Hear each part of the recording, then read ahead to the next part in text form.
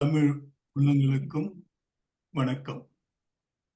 இன்பத் தமிழே இயக்கும் நிறையே இனிமை படைத்தவளே, துன்பப் பொழுதில் துணிவை கொடுத்து துயரை துடைத்தவளே, அன்பாம் நெறியை அமிர்தாம் சுவையை அளிக்கும் அருள்வடிவே, உன்றன் புகழை உலகில் பரப்ப ஒரு நாள் மறப்பேனா.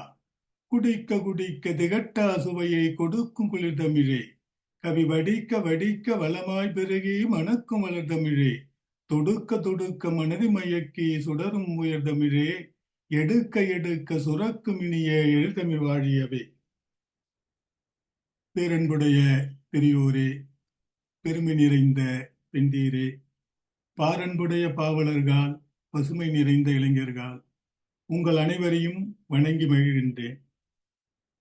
நன்னூல் அவனந்தி முனிவரின் நன்னூல் பாடத்தை தொடர்ச்சியாக நாம் பாடம் பெற்று வருகின்றோம்.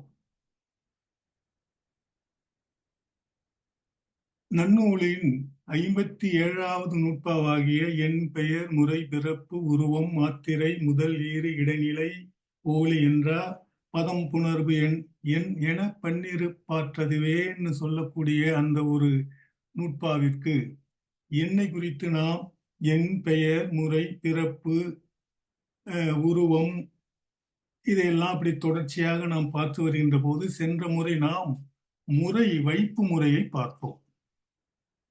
அகரம் ஏன் முதலில் வைக்கப்பட்டது, இறுதியான நகரம் ஏன் இறுதியாக வைக்கப்பட்டது என்பதற்கான விரிவான ஓர் விளக்கத்தை நாம் சென்ற முன் வகுப்பிலே பார்த்தோம். இப்பொழுது பிறப்பு, எழுத்துகளின் பிறப்பை குறித்து எங்கெங்கு எழுத்துகள் தொடங்குகின்றன, இடமாக எங்கு அந்த எழுத்துகளின் தொடக்கம் இடம் எது, அதன் முயற்சி எது என்பதை குறித்து இன்றைய பாடத்திலே நாம் பார்க்க போகிறோம். ஆக பிறப்பை குறித்து உயிரெழுத்து 12 மெய்யெழுத்து 18 ஆக முதலெழுத்தாக சொல்லப்பட்ட இந்த 30 எழுத்துகளும் எங்கிருந்து தோன்றுகின்றன, வயிற்றினுடைய நுரையீரல் காற்றை நமக்கு நுரையீரல் தான் உற்பத்தி செய்து கொடுக்கிறது. அங்கிருந்து வெளிப்பட்ட காற்று மார்பை மையம் கொண்டு,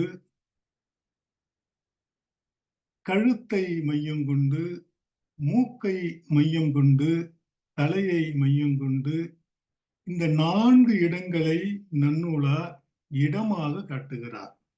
எழுத்துகள் அங்கிருந்து பிறக்கின்றன என்று அந்த இடமாக காட்டுகிறார். இந்த இடத்திலே உரையாசிரியர்கள் பலர் மாறுபடுகின்ற செய்திகள் உண்டு. தலை இடத்திலே என்ன எழுத்து பிறக்கிறது என்பதை மாறுபட்டு உரையாசிரியர்கள் சொல்கின்ற இடம், மூக்கை இடமாக கொள்ளாமல் முயற்சியாக கொள்ளுகின்ற இடம், இதெல்லாம் இருக்கிறது. அதை ஒவ்வொன்றாக வருகின்ற இடங்களிலே நாம் பார்ப்போம். இந்த 4 இடங்களின் காற்று மையம் கொண்டு அங்கிருந்து நமக்கு குரல் வலை வழியாக வெளியே வருகின்ற பொழுது 4 முயற்சிக்கான இடங்கள், அது முயற்சியை செய்கின்ற இடங்கள் என சொல்லப்படும். அது தோன்றுகின்ற இடம், வாயின் பகுதியாக சொல்லப்படுகின்ற 4 இடங்கள் நாக்காக நீண்டிருக்கின்ற நம்முடைய நா ஒன்று.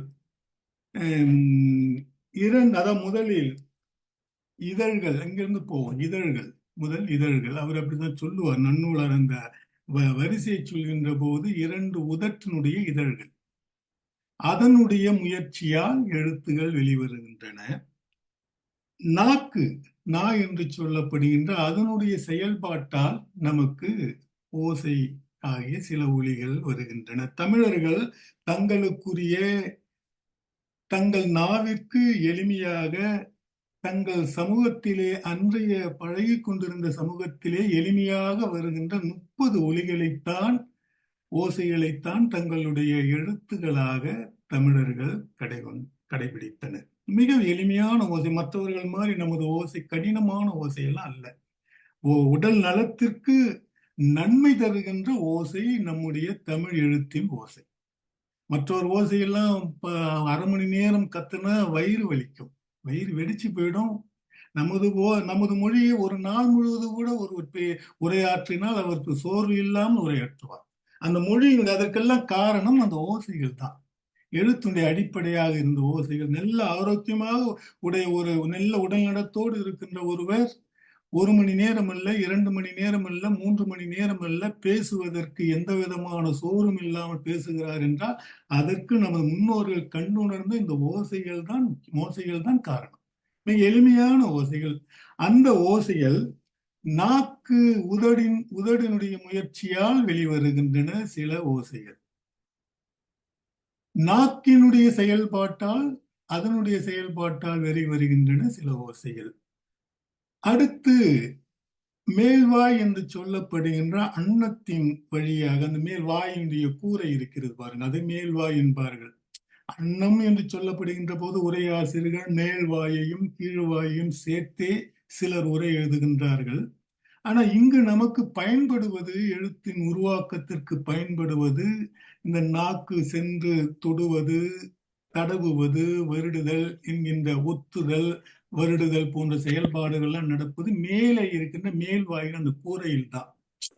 மேல்வாய் என்று நாம் அதை உணர்ந்து கொள்ளலாம். மேல்வாய், பற்கள், மேல் பற்கள், இந்த கீழ்பற்களும் சரி மேற்பற்களும் சரி அன்பற்கள் சொல்ல. அன்பற்கள் ஏன் அதுக்கு பெயர் வந்தது என்பதெல்லாம் நான் பிறகு விளக்கமாக சொல்கிறேன்.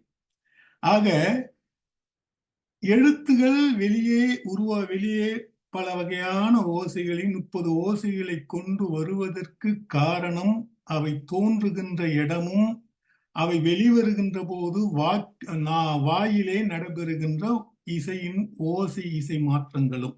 வேறு வேறு ஓசைகளை அந்த நாக்கினுடைய செயல்பாடுகளால், பல்லின் செயல்பாடுகளால், உதடின் செயல்பாடுகளால், மேல்வாயின் செயல்பாடுகளால் வேறு வேறு ஓசைகளை நமக்கு கொடுக்கின்றன. இந்த ஓசைகள் என்ன பண்ண முதல் நூற்பாவிலேயே எழுத்து பிறப்பின் பொது விளக்கணமாக முதல் 2 நூற்பாவை நன்னூல் ஆசிரியர் செய்கின்றார். இது பொது விளக்கணம். ஒவ்வொரு எழுத்துக்கும் சொல்வது அது சிறப்பு. ஆனா எங்கே பிறக்கிறது, ஆவண்ணா எங்கே பிறக்கிறது, ஈனா எங்கே பிறக்கிறது, ஈயண்ணா எங்கே பிறக்கிறது என்று சொல்வது அது சிறப்பு. இது பொது. அதாவது எந்தெந்த இடங்களிலே எழுத்துகள் பிறக்கின்றன, எந்தெந்த இடங்கள் முயற்சிகள் மேற்கொள்கின்றன என்பதை பொதுவாக சொல்கின்ற ஒரு நூற்பா. நிறையுயர் முயற்சியின் உள்வழி துறப்ப எழுந்த அணுதிரல் உரன் கண்டம் உச்சி மூக்குற்று இதழ் நாப்பல் அணத்தொழிலின் வெவ்வேறு எழுத்தொழியாய் வரல் பிறப்பே. எழுத்தொழிகள் வெளிப்படுத்துவதற்குரிய மெய் வன்மையும், அதாவது இந்த நிறையுயிர் முயற்சி. அந்த நிறையுயிர் என்னன்னா சாதாரணமா நல்ல உடல் நலத்தோடு உள்ளவன், ஒரு நோயாளியாக உள்ளவன், தெத்துகின்ற வாயை உள்ளவன் அல்ல. அவர்களுக்கு இந்த எழுத்துடைய ஓசைகளை அவர்கள் சரியாக சொல்ல முடியாது. குறில் எழுத்துடைய ஓசையும் மெய் எழுத்துடைய ஓசையும் தெரிய சொல்ல முடியாது. அப்ப நோய் நொடி இல்லாமல் நிறையுயிர் நல்ல வன்மையோடு இருக்கின்ற, முறையாக இருக்கின்ற ஒரு மக்கள் உயிர். இப்ப மிருகங்கள்லாம் அது வராது, அவங்களுக்கெல்லாம் அந்த மொழி கிடையாது. ஆனா மக்கள் உயிர் தான் இதுக்கு நம்ம எடுத்துக்கணும். நிறையுயிர் முயற்சியின், அதாவது நல்ல உடல் நலத்தோடு இருக்கின்ற ஒருவனுடைய தன்னுடைய வயிற்றிலிருந்து உருவாகி வருகின்ற அணுதிரல் ஒளின்னு முதல் நுட்பாவளை சொன்னார். அணுதிரல் ஒளின்னு அவர் சொல்லியிருப்பார். அதைத்தான் திரும்பியும் இந்த இடத்துல அணுதிரல் என்ற அந்த செவிக்கு இனிமை தருகின்ற அந்த ஒளியினுடைய ஓசை உள்வழி அங்கிருந்து மேலே கிளம்பி வர, அது உரன் என்றால் மார்பு, உரன் என்றால் வலிமை என்கின்ற பொருள், அது மார்பை குறிக்கும். கண்டம் என்றால் மிடறு என்று சொல்லப்படுகின்ற இந்த கழுத்து பகுதியை குறிக்கும். உச்சி என்றால் தலையை குறிக்கும். மூக்குற்று, மூக்கு, இந்த 4 இடங்களிலும் அந்த ஓசை, உள்ளிருந்து வருகின்ற செவிக்கு இனிமை பயக்கின்ற அந்த ஓசை, அணுதிரளால் கிடைக்கின்ற அந்த ஓசை இந்த 4 இடங்களிலும் பட்டு அங்கிருந்து இதழ், அடுத்து நா, பல், அனம், மேல இருக்கிற அந்த வாய்க்கூரை, அவைகளின் தொழிலின் வழி, அவைகள் செய்கின்ற வினையால் வெவ்வேறு எழுத்தொலியாய் வரல் பிறப்பேன்னு அழகா இந்த நூற்பாவுக்கான விளக்கம். இது கீழே உங்களுக்கு பிறப்பிடம் 4, உரம், மார்பு, கண்டம். உரம் என்றால் மார்பு, கண்டம் என்றால் கழுத்து, உச்சி என்றால் தலை, மூக்கு என்றால் தெரியும் உங்களுக்கு. முயற்சி உறுப்புகள் இதழ்கள், 2 இதழ், மேல் இதழ், கீழ் இதழ். நாக்கு, நா என்று சுருக்கமாக சொல்வார், நாக்கு. பற்கள், அன்னம். மேல்வாய், வளைவான மேல் அன்னம், மேல வளைந்து இருக்கின்ற அந்த மேல் இருக்கின்ற அந்த பகுதி. சரி, கொஞ்சம் ஏத்துங்கம்மா.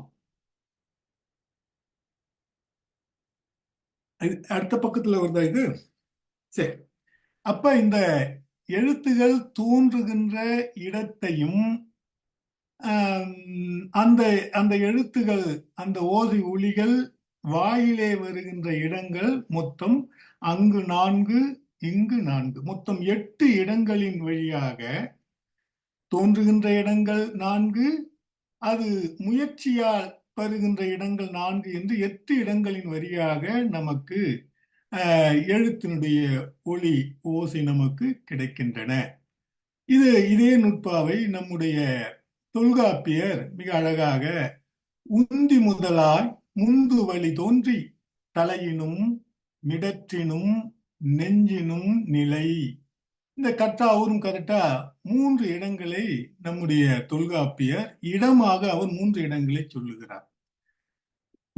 காற்று தோன்றி தலையினும், தலை, இந்த தலை என்று சொல்ல உச்சி என்ற நன்னூலார் சொன்னார், இவர் இதை தலை என்று சொல்கிறார். மிடற்றினும் என்பது இந்த கழுத்து, கண்டம் என்று சொல்லப்படுகின்ற கழுத்து. நெஞ்சினும், நெஞ்சு என்பது மார்பு. தொல்காப்பி மிக அழகாக 3 இடங்களை, அவர் எழுத்து உருவாகின்ற இடங்கள் 3 என்பதை, அந்த ஓசை உருவாகின்ற இடங்கள் 3 என்பதை சொன்னார். நன்னூலார் 4 சொல்லுவார். நன்னூலார் சொல்லுகின்ற இடம், இந்த மூக்கு என்பது அங்கேயே இருக்கும், இடத்துல இருக்கும் அது நன்னூலார்கிட்ட. ஆனால் தொல்காப்பியர் மூக்கை முயற்சியின் இடமாக தொல்காப்பியர் கொண்டார். அது அவர்களுடைய செயல்பாடு, இதெல்லாம் ஆய்வுக்குரியன. பல்லும், அவர் என்ன இந்த இது அந்த ஓசை நிலை பெற்று பல்லு, இதழும், நாவும், மூக்கும், இவர் ஒளி உண்டாகின்ற முயற்சிக்கான இடங்களை இவர் 5 கொண்டார். மூக்கை முயற்சிக்கிட இடமாக தொல்காப்பியர் கொண்டார். நன்னூலார் மூக்கை பிறப்பதற்கு இடமாக நன்னூலார் கொண்டார். இது இருவருக்கும் உள்ள வேறுபாடு. அன்னம் உள்பட எண்முறை நிலையான், 8 வகையான இந்த நிலைகளிலே உருப்புற்று அமைய நெறிபட நாடி எல்லா எழுத்தும் சொல்லும் காலை பிறப்பின் நாக்கம் வேறு வேறு இயல திறம்பட தெரியும் காட்சியான. மிக அழகாக தொல்காப்பியர் அதேதான், ஒரே ஒரு இடம்தான் இங்க மாறுபட்டு இருக்கின்ற இடம். மூக்கை நன்னூலார் பிறப்பிடமாக கொண்டார், தொல்காப்பியர் முயற்சி இடமாக கொண்டார். சரி, அடுத்து உங்களுக்கு அடுத்த நூற்பா நேமிநாத ஆசிரியரும் கிட்டத்தட்ட உந்தி முதலெழும் காற்று பிறந்து உரமும் உரமும், இதுவும் வரணும், உரமும் சிரமும். இந்த உரமும்னா மார்பும், இந்த இடத்த மா இருக்கிறது, அது மூவாக மாற்றிக்கொள்ளுங்கள். உரமும் சிரமும், ரொம்ப அழகா இருக்குது நுட்பா. மார்பிலும் தலையிலும், சிரசு, சிரம் என்ற சிரசு, தலையிலும் பந்தமளி கண்டமும் கழுத்திலும் மூக்குற்று. இவரு கிட்டத்தட்ட இவரு பிறக்கின்ற இடம் நேமிநாத ஆசிரியர் இது மேல பார்ப்போம், இங்க கீழே வந்துட்டோம், இது இல்ல. உந்தியில் தோன்றும் உதான வழி பிறந்து, நேமிநாத பாட்டு 6ஆம் பாட்டு, உந்தியில் தோன்றும் உதான வழி, அத நாத ஒளி, அந்த வயிற்றிலிருந்து உருவாகின்ற அந்த வழி காற்றைத்தான் உதான வழி என்று அவர்கள் வடமொழியிலே குறிப்பிடுகிறார்கள். நாத ஒளி என்றும் குறிப்பிடுகிறார்கள். ஆக மொத்தம் அங்கிருந்து உள் வயிற்றிலிருந்து வருகின்ற அந்த ஒளி தந்தமிழின் நெஞ்சு தலை கண்டத்து வந்த பின். இவர் கிட்டத்தட்ட 3 இடங்களை தொல்காப்பியர் போன்று இவரும் 3 இடங்களைத்தான் இவரும் எடுத்துக்கொள்கிறார். நேமிநாத ஆசிரியர் 3 இடங்களை, அதான் நெஞ்சு தலை கண்டத்து 3 இடங்கள் வந்த பின் நா அன்னம் ஆசில் அன்னம் இதழ் எயிறு மூக்கென. நா என்பது நாக்கு, அன்னம் என்பது மேல்கூரை, இதழ் என்பது வாயின் உதடுகள், எயிர் என்பது பல், மூக்கென மூக்கு. அது மூக்கையும் இவர் முயற்சியினுடைய உறுப்பாக, முயற்சிக்குரிய இடமாக இவர் தொல்காப்பியரை போன்றே நேமிநாத ஆசிரியரும் ஒத்த கொள்கை உடையவராக இருக்கிறார். மூக்கென பேசும் எழுத்தின் பிறப்பு. ரொம்ப அழகா இருக்குது நூற்பா. நேமிநாதனுடைய நூற்பாக்களே இந்த வெண்பாவில அவருடைய ஈற்றடியில நம்மை மயக்குகின்ற ஈற்றடியாக இருக்கும். பேசும் எழுத்தின் பிறப்பு. நாம் பேசுகின்ற எழுத்துக்குரிய பிறப்புகள் இது போன்று தோன்றுகின்றன. ஆக தொல்காப்பியரை ஒட்டியேதான் நேமிநாத ஆசிரியரும் தன்னுடைய நூற்பாவை செய்திருக்கிறார் என்பதை பார்க்கலாம். அடுத்த பாட்டு உங்களுக்கு வீர சூழியர் காட்டுகின்ற பாட்டு. எழுத்துகளுடைய பிறப்பும் முயற்சியும் அவர் காட்டுகின்ற இடம். உந்தி முதல் எழும் காற்று பிறந்து உரமும் சிரமும் பந்தமளி கண்டமும் மூக்குமுற்று. இவர் வீரசூழி ஆசிரியர் நன்னூலை ஒட்டியே நெஞ்சு தலை கழுத்து மூக்கு நான்கையும் இந்த நன்னூலாருடைய நெறியை ஏற்ற இவர் 4 இடங்களையும் எழுத்துகள் பிறக்குகின்ற இடமாக கொண்டார். மூக்கு முற்று, அப்புறம் அன்னம் பல்லுடன் முந்து தமிழா மொழி உறுப்பாகும் முயற்சியினால் வந்து நிகழும் எழுத்தென்று சொல்லுவர் வானுதலே. இந்த பாட்டுல இவரும் மிக அழகாக சொல்லி இருக்கின்றார். அடுத்து தொன்னூல் விளக்கத்திலே வீரமாமுனிவர் எழுதிய தொன்னூல் பாட்டிலே இதே கருத்து மிக அழகாக பதியப்பட்டிருக்கிறது. உயிர் இடை இனம் மிடரு. இவர் கொஞ்சம் அவரு அதை மட்டும் சொன்னார். இவர் இன்னமும் கொஞ்சம் சேர்த்து இது ஒரு நூற்பா அவர்கிட்ட இருக்குது. உயிரெழுத்தும், இது அடுத்த பாட்டுல அடுத்த செய்திக்கு வர வேண்டிய செய்தி இங்கே போச்சு. இங்கே நான் எழுதிட்டுக்கிறேன். உயிரெழுத்தும் இடையெழுத்தும் மிடரு என்றால் இந்த கண்டம். இதுக்கு 3 பேர் நம்ம இலக்கணத்திலே வழங்கப்படுகிறது. இந்த இடம் இருக்குது இல்லைங்களா, இந்த இடத்துக்கு மிடரு என்ற ஒரு பெயர், கண்டம் என்ற மற்றொரு பெயர். நாம் சாதாரண பேச்சு வழக்கிலே கழுத்து என்று சொல்லுவோம். இந்த இடத்தை இதுல இருந்து இது வரைக்கும் உள்ளதை கழுத்துன்னு சொல்லுவோம். இந்த இடம் மிடரு. அது என்ன சொல்றேன்னா, உயிரெழுத்து 12 இடையினமாகிய 6 எழுத்தும். இது அடுத்த பாட்டுக்கு வர வேண்டிய உரை இருந்தாலும் இங்கே தெரிந்துங்க, எழுதிட்டனதும் இங்கே சொல்லிடுறேன். இந்த உயிரெழுத்தும் இடையின எழுத்தும் இந்த இடத்திலே மிடரு என்று சொல்லப்படுகின்ற இந்த இடத்திலிருந்து பிறக்கின்றன. அதான் உயிரிடையினம் மிடரு அப்படி படிக்கணும். அதோட நிறுத்திக்கணும். உரம்பலி. உரம் என்பது வலி என்பது மார்பிலை. அந்த உரம்பலி வலி மார்பிலை தோன்றுகிறது. ரொம்ப அழகா எழுதியிருக்கிறார். உரம்பலி உச்சி மெலியை முதலிடமாய். உச்சி தொன்னூல் விளக்க ஆசிரியர் கொஞ்சம் மாறுபடுகிறார். மெய்யெழுத்தை நாம் மூக்கினுடைய இடமாக கொண்டு நன்னூலார் உரைப்பார். இவரு தொன்னூலார் மெலியை தலையிலே தோன்றுவதாக தன்னுடைய பாடு. உச்சி மெலியை முதலிடமாய் இதழ் மூக்கு அணம் பல்னா 5 துணை இடம்தான் அக்கார பிறப்பே. அகரமும் அகரமாகிய 12 எழுத்துகளும் ககரத்திலே தொடர்கின்ற 18 எழுத்துகளும் இந்த அடிப்படையிலே பிறக்கின்றன என்று இந்த எழுத்துடைய பிறப்புக்கு இடத்தையும் அதன் முயற்சியின் இடத்தையும் இந்த நன்னூலை ஒட்டியும் சில இடங்கள் மாறுபட்டும் இருக்கின்ற செய்திகளை நாம் பார்க்கிறோம். இது இன்னும் கொஞ்சம் விளக்கமாக இன்றைக்கு அறிவியலினுடைய அடிப்படையில கொஞ்சம் விளக்கமாக பார்த்தோம்னா, நுரையீரல் 2லிருந்து வெளிப்பட்ட காற்று மிடற்றின் வழியாக மூக்கினை அடைந்து வெளியே செல்லுதலும் வாய் வழியாக வெளியே செல்லுதலும் ஆகிய இயல்பினை உடையது எனவும், அவ்வாறு வெளியாகும் காற்றொலி குரல் வலை இதழ்கள் அன்னம் நா பல். கொஞ்சம் ஏத்துமா, மேல ஏத்தணும். வாயுதல் என்னும் ஒளி உறுப்புகளோடு பொருந்தி செய்கை செயற்பாட்டின் எழுத்தொலியாக அமையும் எனவும் உடல் நூலாரும் ஒளி நூலாரும் கூறுவர். இத ஒரு அறிவியலுடைய பார்வையோடு காற்று அது தோன்றுகின்ற இடம் நுரையீரல் என்றும் அங்கிருந்து உருவான அந்த காற்று ஒளி குரல் வளையின் இடத்தை அதன் வழியாக வெளியே வருகின்ற போது அங்கு 2 இதழ்கள் இருக்கின்றன, குருத்தெலும்புகள் 2 இருக்கின்றன.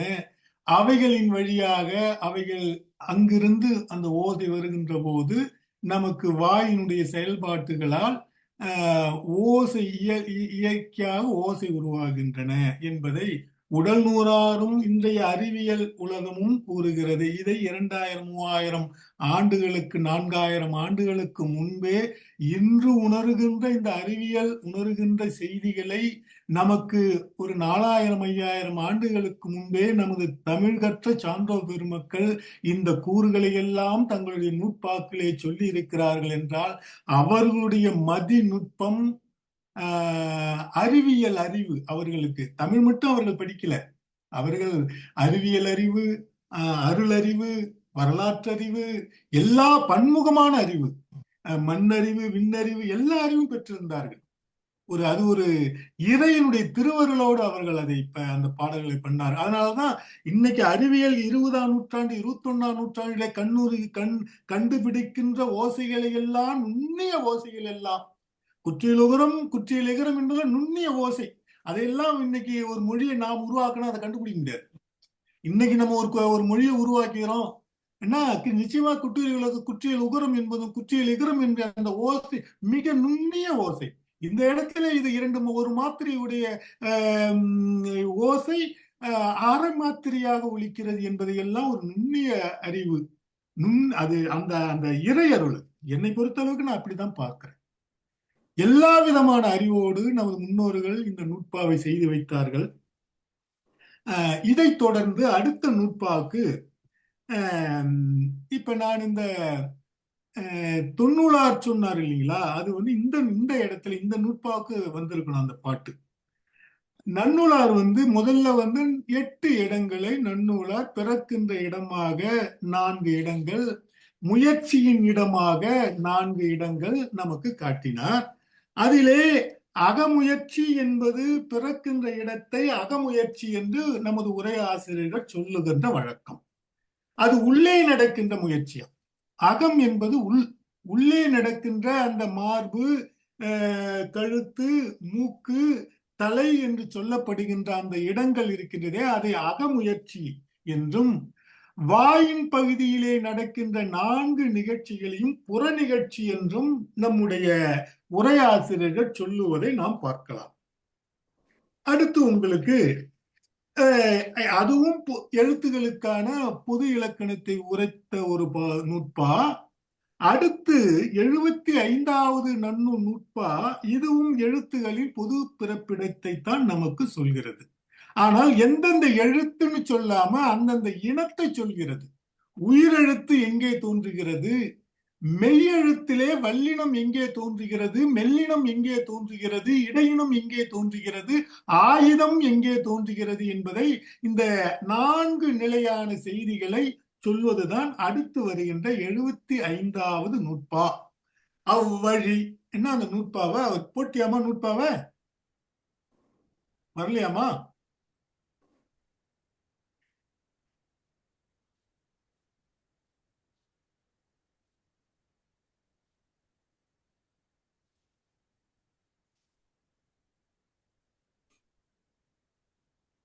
அவ்வழி, அவ்வழின்னா மேலே சொன்னார்களே 8 4 தோன்றுமிடம் முயற்சியிடம் என்று சொன்னா அதுதான் அவ்வழி.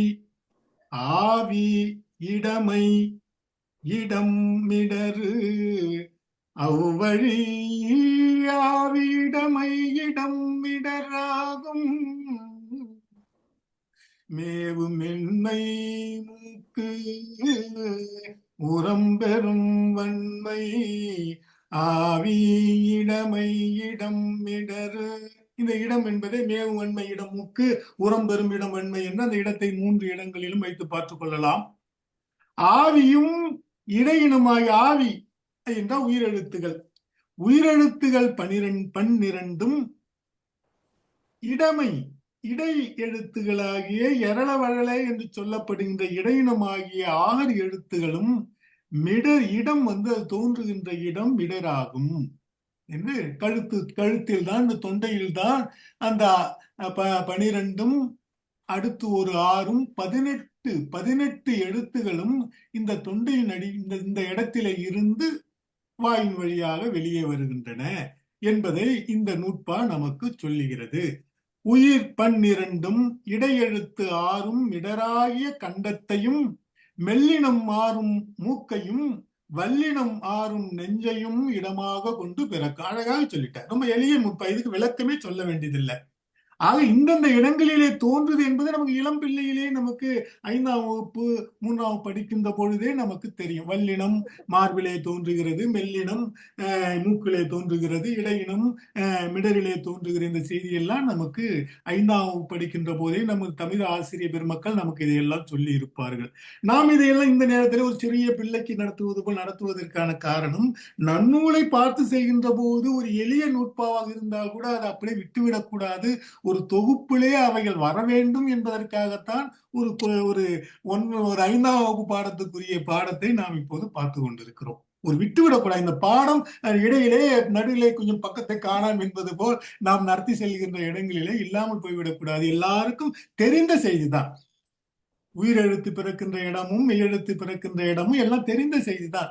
எழுத்தொலிகள் முதற்கண் இந்த மூளையை குறித்து சொல்கின்ற பொழுது தலையிலே உருகொண்டு பிறக்கும் என்று சொல்கின்ற பொழுது அதிலே சிலருக்கு உடன்பாடு இல்லாமல் எழுத்து மார்பிலே அந்த வல்லினம் இக் என்று சொல்கின்ற பொழுது மார்பு அதிரும். இந்த ஒவ்வொரு இடமும் அந்த எழுத்துக்களை எங்கிருந்து பிறக்கிறது என்பதை நாம் அறிந்து கொள்ள வேண்டுமானால் ஊ ஆ என்று சொல்கின்ற போது ஆ என்று சொல்கின்ற போது இந்த கழுத்து அதிர்வதை நாம் பார்க்கலாம். வல்லினத்தை சொல்கின்ற போது மார்பு அதிர்வதை பார்க்கலாம். மார்பில் இருந்து ஒரு அதிர்வு இருக்கும். ஞங்கனை நமனை என்று சொல்கின்ற போது மூக்கில் இருந்து அந்த ஒளி வருவதை நம்மால் உணர முடியும். ஏன்னா இந்த தலையில் இருந்து வருவதை பல உரையாசிரியர்களுக்கான இது எப்படி வருகிறது உணர முடியவில்லை. அதனால் அதுக்கு பாவலரர் பாலச்சந்திரனர் அதுக்கு ஒரு இப்படி அதுக்கு ஒரு விதியை அதுக்கு ஒரு விளக்கம் கொடுக்கிறார். எந்த ஓர் எழுத்தொலியும், எந்த எழுத்தான ஆனாவாகட்டும் ஆவண்ணாகட்டும் ஈனாகட்டும் எந்த எழுத்தொலியும் மூளையாகிய இந்த எழுத்து என்று நாம் எண்ணுகின்ற போது அந்த எழுத்து மூளையிலே சென்று ஒரு பதிவை ஏற்படுத்துகிறது அல்லவா? அந்த பதிவுதான் தலை என்று உச்சி என்றும் சொல்லப்படுகிறது. ஆக அங்கிருந்து பிறப்பதாக அவர் அந்த இடம் எல்லா எழுத்துக்குமே தலை என்பது ஒரு பதிவாக இருக்கிறது என்று ஒரு புதிய பார்வையிலே பாவலேறு பாலச்சுந்தரம் சொல்கிறார். அது ஒரு வகையிலே ஏற்புதையாக இருக்கிறது. எழுத்தொழில் முதற்கண் சிந்தையாகிய தலையில் மூளையில் உருகொண்டு பின்னர்தான், இந்த பின்னர்தான் இடத்துல இத்து இருக்குது பாருங்க, பின்னர்தான். இப்ப எழுதுகின்றவர்கள் பின்னர் தான் இத்து போடாம எழுதுவாங்க. இந்த உரு கொண்டு என்று வருகின்ற போது கூட அங்கு கூட சிறு உரு கொண்டு 2ஆம் வெற்றி தொகை என்று சும்மா இது போகின்ற போக்கிலே இலக்கண பின்னால் நாம் விரிவாக பார்க்க போகின்ற இடம் உரு கொண்டு என்பது இக்கு இருக்கிறது. உரு கொண்டு கிட்டத்தட்ட முற்றியுலகரம். உரு என்பது முற்றியுலகரம். அது குற்றியுலகரமாக வந்தால் சரி, குற்றியுலகரமாக அதாவது முற்றியுலகரம் இல்லாமல் குற்றியுலகரமாக இருந்தால் கூட இந்த உரு கொண்டு என்பது இக்கு மிகுத்து வரும். மது குடித்தான் குற்றியுலகரம் தான். அது கூட முற்றியுலகரம் தான். மது குறிலை ஒட்டி வருவதால் மது குடித்தான். குறிலை ஒட்டி வருகின்ற போது எல்லாமே முற்றியுலகரம் தான். நான் தெரியாம சொல்றேன். குறில் எழுத்தை ஒட்டி வருகின்ற பொழுது அது குற்றியுலகர எழுத்தாக இருந்தாலும் சரி, முற்றியுலகர எழுத்தாக இருந்தாலும் சரி, அது முற்றியுலகரமாகவே வரும். இது ஈரெழுத்து ஒரு மொழியாக இந்த உகரங்களை பின்னே கொண்டு இருக்கின்ற உரு கொண்டு என்று வருகின்ற பலரும் இந்த இடத்திலே என்ன நினைத்துக் கொள்வார்கள் என்றால், உரு கொண்டு உருவை கொண்டு மது குடித்தான் மதுவை குடித்தான் என்று 2ஆம் வேற்றுமை தொகையாக கணக்கிட்டு அந்த இடத்திலே வல்லினத்தை மிகுக்காமல் போவார்கள். இது 2ஆம் வேற்றுமை தொகையாக இருந்தாலும் அல்வழியாக இருந்தாலும் வேற்றுமையாக இருந்தாலும் இந்த இடத்திலே வல்லினம் மிகுத்து வரும் என்பதை நாம் நினைவில் கொள்ள வேண்டும். ஈரெழுத்து ஓர் மொழியாக வந்து உகர எழுத்தை இறுதியாக உடைய ஒரு எழுத்து. கொசு பறந்ததுன்னு எழுதும்போது எழுவாய் தொடர் தான். கொசு பறந்ததுன்னு இப்ப போட்டு எழுதணும். சும்மா இது அடுத்து நம்ம புணர்ச்சி இலக்கணத்துல எல்லாம் இதெல்லாம் விரிவா பார்க்கலாம். இந்த இடம் இருப்பதால் பக்கத்துல இரண்டு வல்லினத்துக்கான மிக முக்கியமாக எல்லாரும் பிழையாக எழுதுகின்ற இடம் என்பதால இந்த இடத்தை குறிப்பிட்ட அவருடைய உரை இது. பாவலர் பாலச்சந்திரனார் உரை இது. அப்படியேதான் எடுத்து எழுதியிருக்கிறார். உருக்கொண்டான் என்பது அல்வழியாக இருந்தாலும் வேற்றுமையாக இருந்தாலும் வல்லினம் மிகுத்து வரும் ஒரு செய்தி. அடுத்து பின்னர் தான், பின்னர் முன்னர், இது தொல்காப்பியத்திலே இதுக்கு தனி நூற்பாக பின்னர் முன்னர் வல்லினம் மிகும் என்று அர்த்தம். பின்னர் என்ற சொல்லையும் நீங்கள் நினைவிலே வைத்துக் கொள்ள வேண்டும். ஏன்னா இந்த இடம் அரு வருவதால பெரும்பகுதி அதை மிகுக்காம எல்லாம் போயிடுறாங்க. பாவலர் பள்ளியினத்துல நான் எழுதுவதை பார்க்கின்ற போது இதை பல இளம் பாவலர்கள் இதை நினைவில்லாமல் பின்னர் சென்றான்னு அப்படியே எழுதுறாங்க. பின்னர் முன்னர் என்ற இரண்டு சொற்களின் பக்கத்திலே வல்லினம் மிகுத்து வரும் என்ற ஒரு நூற்பா வழியாக தொல்காப்பியர் இதை நமக்கு எடுத்து காட்டுவார். சரி, அடுத்து சும்மா போற போக்குல எழுத்தொலி முதற்கண் மூளை தலையில் உருகொண்டு மிடறு நெஞ்சு ஆகியவற்றின் நாத வள்ளியால் வெளிப்படும் நன்னூலார் நாத வள்ளியை மட்டுமே கருதி இங்கனம் கூறுகிறார். அதாவது இவருடைய கருத்து என்னன்னா, தலை என்பதை நன்னூலார் காற்றினுடைய செயல்பாடுகளை மட்டுமே கருதி அவர் நூற்பா செய்தார் என்றும், தலையிலே பதிவாகின்ற செய்தியை நன்னூலார் எண்ணவில்லை என்று நன்னூலார் மீது ஒரு சிறிய குற்றச்சாட்டை வைத்து சொல்வார். கிட்டத்தட்ட அவருடைய திறனாய்வு முழுவதுமே, நன்னூல் திறனாய்வு என்று ஒரு நூல் பாவலர் சா பாலசுந்தரம் ஐயா எழுதியிருக்கிறார். நன்னூல் அந்த நூல் முழுவதுமே நன்னூல் மீது உள்ள நிறைகளை சுட்டி காட்டி கொண்டே போகும். பின்வந்த பலரும் பாலச்சந்திரம் ஐயா சுட்டி காட்டுகின்ற குறைகளுக்கு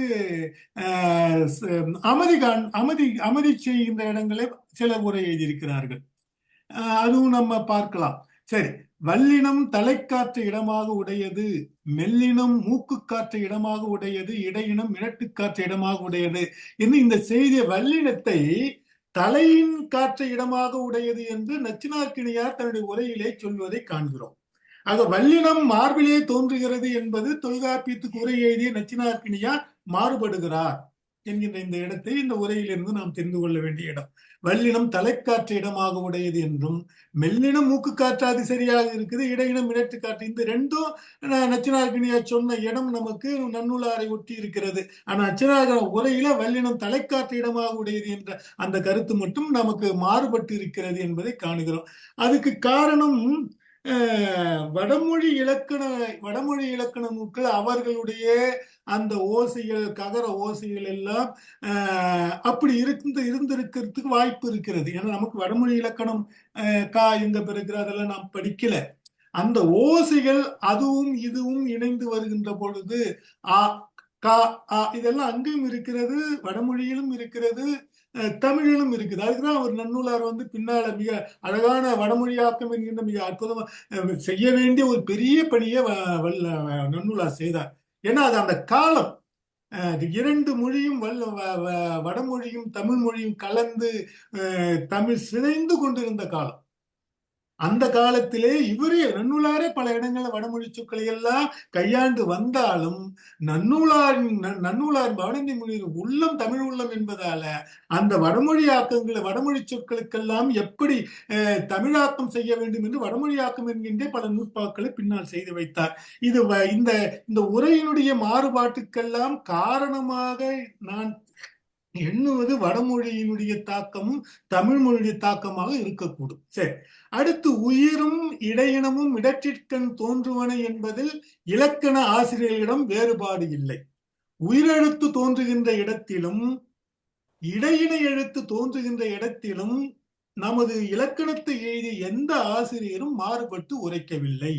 இடையினமும் கிட்டத்தட்ட இடையினம் பார்த்தீங்கன்னா இந்த யகரத்துடைய புணர்ச்சி எல்லாம் உயிர் போன்றே இருக்கும். அதனால யகர புணர்ச்சி நம்ம பின்னால பார்க்கின்ற போது நம்ம நினைப்போம், உயிர் எழுத்து எப்படிலாம் புணர்ச்சியினுடைய நெறிகளை கொண்டதோ அது போல யகரத்துடைய புணர்ச்சியும் இருக்கு. நம்ம நினைக்கக்கூடும், இது என்ன இது உயிர் போன்றே செயல்படுகிறதேன்னு நினைக்கக்கூடும். ஆனால் அதற்கு காரணம் தோன்றுகின்ற இடம் அப்படி இருப்பதால் இருக்கலாம். சரி, இந்த இரண்டுக்கும் எந்த இலக்கண ஆசிரியர் வேறுபட்டான கருத்தை சொல்லவில்லை. அடுத்து உங்களுக்கு மெல்லினம் மூக்கின் வழியின் தோன்றும் என்றும் தொல்காப்பியமும் நன்னூலாரும், கொஞ்சம் ஏத்துமா, மூக்கின் வழியால் தோன்றும் என தொல்காப்பியமும் நன்னூலும் இலக்கண விளக்கமும் கூறுகின்றன.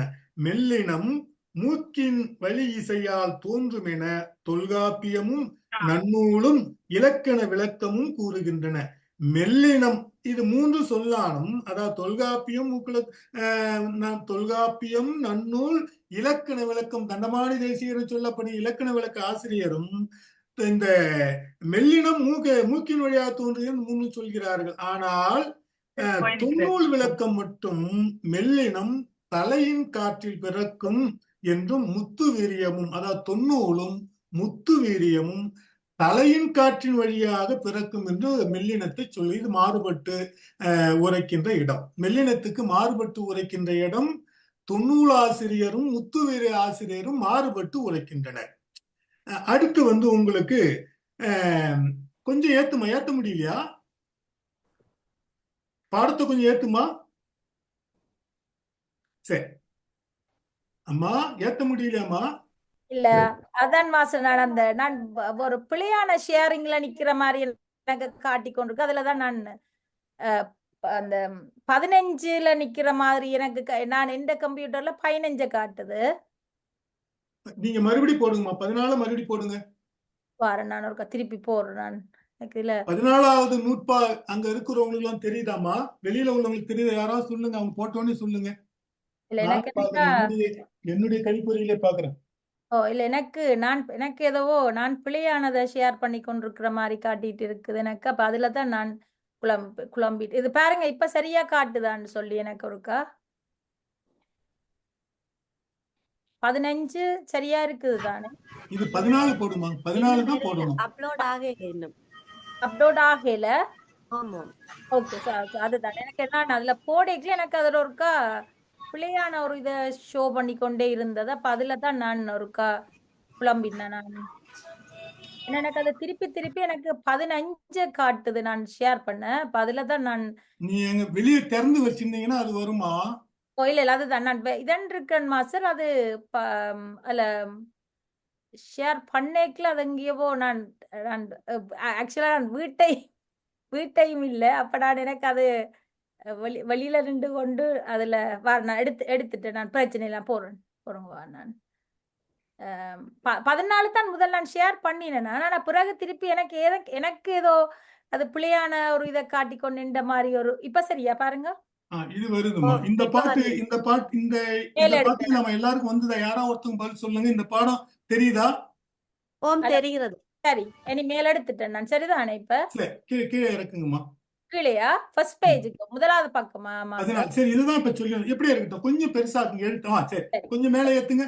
அந்த வல்லினம் மார்பில் பிறக்கும் என்று நன்னூலும் தொன்னூல் விளக்கமும் முத்து வீரியமும் கூறும். ஆக வல்லினம் மார்பில் பிறக்கும் என்ற செய்தியை நன்னூல் தொன்னூல் முத்து வீரியம் கூறும். இலக்கண விளக்கமும் நச்சினார்க்கினியமும் வல்லினம் தலைவலியால் பிறக்கும் என கூறுகின்றனர். காகாரம் மிடற்றிடம் பிறக்கும் என்று, அந்த காகரம் இக்கை வடமொழியாளர்கள் இக்கை கழுத்திலே பிறக்கும் என்று அவருடைய இலக்கண வியாக்காரணம் கூறுகின்றது. பிற இலக்கணத்தை தமிழ் இலக்கண நூல்கள் கூறியது போலன்றி பிறப்பிலக்கணத்தை தமிழ் இலக்கண நூல்கள் கூறியது போலன்றி பெரும்பாலும் வேறுபடவும் சிறுபான்மை ஒற்றுமைப்படவும் வடமொழி வியாக்காரணம் கூறுகின்றது. மேலே ஏத்துமா? அப்படியே ஏத்துங்க. அடுத்த பக்கத்து அதாவது சுருக்கமாக எழுத்துகளின் உயிரெழுத்து வல்லினம் மெல்லினம் இடையினம் இந்த நான்கும் நன்னூலாருடைய கருத்தின்படி உயிரெழுத்தும்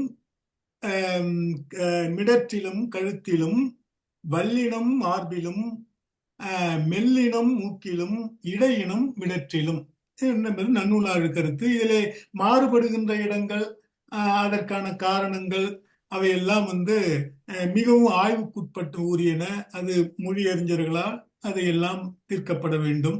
இருப்பினும் இப்படியெல்லாம் இருந்தாலும், இப்படியெல்லாம் மாறுபட்டு இருந்தாலும் நன்னூலார் தொல்காப்பியருக்கு அப்புறம் நீண்ட கால 1000 ஆண்டுகள் 1300 ஆண்டுகளுக்கு பிறகு அந்த என்னென்ன மாற்றங்கள் நடந்தனோ அல்லது கழிந்தன, தேவையில்லை என்று கழிந்து போன பல செய்திகள் எல்லாம் விட்டு தேவையானவற்றை உருவாக்கி நமக்கு எளிய முறையிலே இந்த நன்னூலை நமக்கு அவர் படிப்பதற்கு கொடுத்தார். நன்னூல் படித்துவிட்டு தொல்காப்பியம் படிக்கின்ற பொழுது நமக்கு இன்னும் விரிவான செய்திகள் நமக்கு நல்ல புலப்படும். சரி, இப்ப ஒத்த இலக்கண நூற்பாக்கால தொல்காப்பியம் பன்னீர் உயிரும் தன்னிலை தெரியா மிடற்றில் பிறந்து வழியின் இசைக்கும். இது உங்களுக்கு தெரியும். மெல்லெழுத்தாரும் பிறப்பினாக்கும் சொல்லிய பள்ளி நிலையின ஆயினும் மூக்கின் வழி இசை யாப்புற தோன்றும். ரொம்ப அழகா இருக்குது பாட்டெல்லாம். தொல்காப்பியருடைய அந்த மூக்கின் வழி இசை யாப்புற தோன்றும் அழகா சொல்லி இருக்கிறாங்க. படிக்கின்ற பொழுதே இதை மனப்பாடமாக படிப்பதற்கெல்லாம் ஒரு அழகு இருக்குது. மூக்கின் வழி இசை யாப்புற தோன்றும், அது சொல்கின்ற போது ஒரு வீரமா சொல்றது போல இருக்குது. மூக்கு ஒரு மென்மையான மூக்கு தானே, ஆனா அது சொல்வது வீரமா சொல்வது போல இருக்குது பாருங்க. அது தொல்காப்பியரோட 100வது நூற்பா. இலக்கண விளக்கம் அவ்வழி ஆவி இடரு மிடரு, ஆவியும் இடையெழுத்து மிடரு உச்சி பன்மை நிற்கிறார் பாருங்க. இலக்கண ஆசிரியர் அவரு வடமொழியின் வல்லமை பெற்றவர்களா அதனுடைய சார்ந்து அவருக்கு உண்டான அந்த கருத்துக்களை வச்சு உச்சி என்பது வன்மை வல்லெழுத்து உச்சியிலே தலையிலே தோன்றும், மென்மை மூக்கிசையில் தோன்றும்.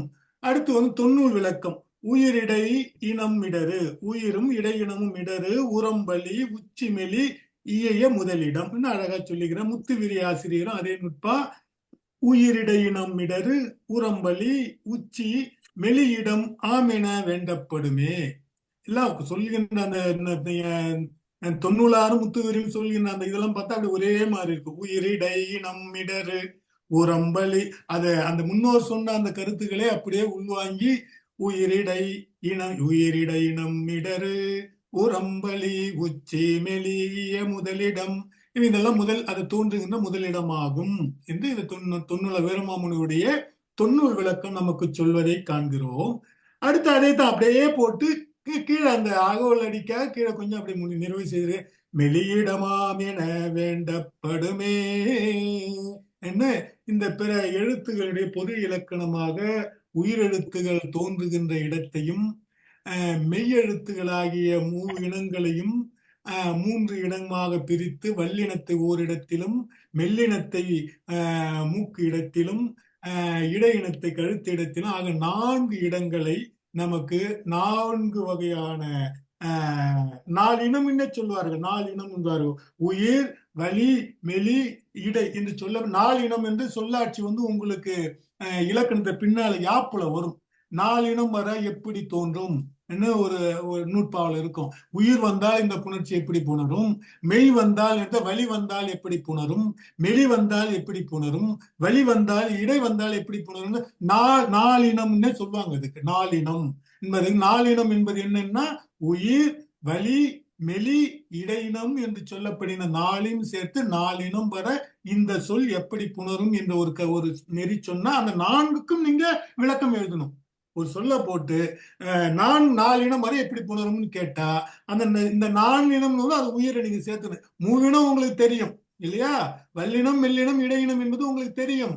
ஆனா 4 இனம் சொல்கின்றது என்னடா 4 இனம் ஒரு சொல்லு நமக்கு தெரியாத என்ன என்று நீங்க சிந்திக்க கூட 4வது இனமாக சொல்லப்படுது உயிரெழுத்து 12 சேர்த்தது. ஆக 4 இனம் வரை எப்படி புணரும், 4 இனம் பின்னால நூற்பாக்கள் பல வரும் யாப்பிலக்கணத்துல. அதுல நம்ம தெரிந்து கொள்வதற்கு இந்த 4 இனமும் தோன்றுகின்ற இடத்தை இந்த முதல் நூற்பாவிலும் அடுத்த நூற்பாவிலும் நமக்கு நன்னூலார் சொன்னார். இனி அடுத்து வருகின்ற நூற்பாக்கள் உங்களுக்கு எந்தெந்த எழுத்து எங்கெங்கே தோன்றுகின்றன என்பதுதான். ஆனா எங்கே தோன்றுகிறது இது எல்லாம் அப்படின்னு வேகமா ஒரு 10-15 நிமிஷத்துல பார்த்தல. ஏன்னா இப்பயே 1 மணி நேரம் ஆகிவிட்டது, உங்களுக்கான கால அளவு ஆகிவிட்டது. மாணவர்கள் ஏன் குறைந்து விட்டார்கள் என்று கேட்டதற்கு 2 பதில்கள் வந்தன.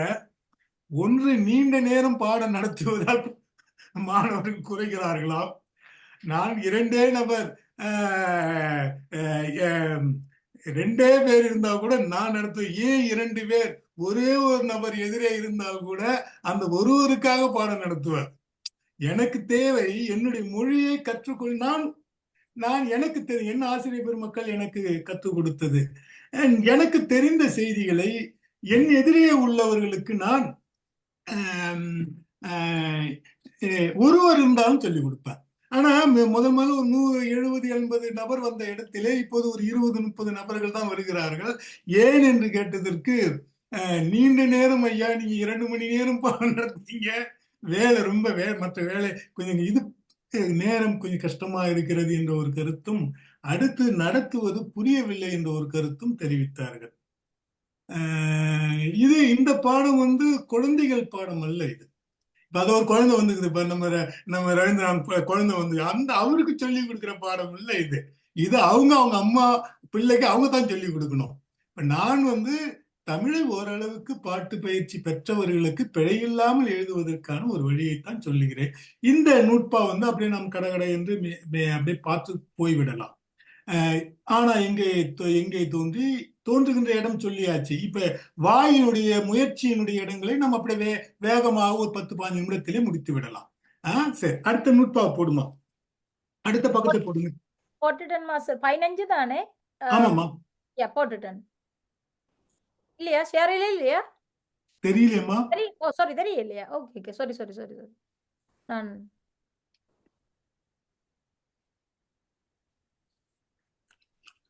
உயிரெழுத்துகளின் முயற்சி பிறப்பு. உயிரெழுத்து முயற்சி பிறப்பை வந்து இவரு நன்னூலார் வந்து 3 இடமாக இப்ப உயிரெழுத்துகள் தோன்றும் இடம் கழுத்து 12 எழுத்துகளும் இந்த இடத்தில் தான் தோன்றுகின்றன. அதனாலதான் அந்த எழுத்துகளுடைய முறைமை வைப்பிலை பார்க்கின்ற போது ஒவ்வொரு எழுத்துகளும் பின்னே வைத்ததற்கான காரணம், தோன்றுகின்ற இடத்தாலே உயிரெழுத்துகள் வந்து உங்களுக்கு ஒற்றுமை உடைகின்றன. சரிதானா? இப்ப இந்த உயிரெழுத்துக்களை இவர் தோன்றுகின்ற இடத்திலிருந்து அந்த எழுத்துகள் வெளிவருகின்ற முயற்சி, பல், மேல்வாய், இந்த உதடு என்கிற அந்த முயற்சியை வந்து இவர் வந்து அந்த உயிரெழுத்துல 3ஆக பிரித்துக் கொள்கிறார். முதல் அ, இந்த 2 எழுத்து ஆனா ஆவண்ணா என்று சொல்லு. அ இந்த எழுத்து எப்படி வருதுன்னா, வாயை திறந்தால் வரும். அவ்வளவுதான்.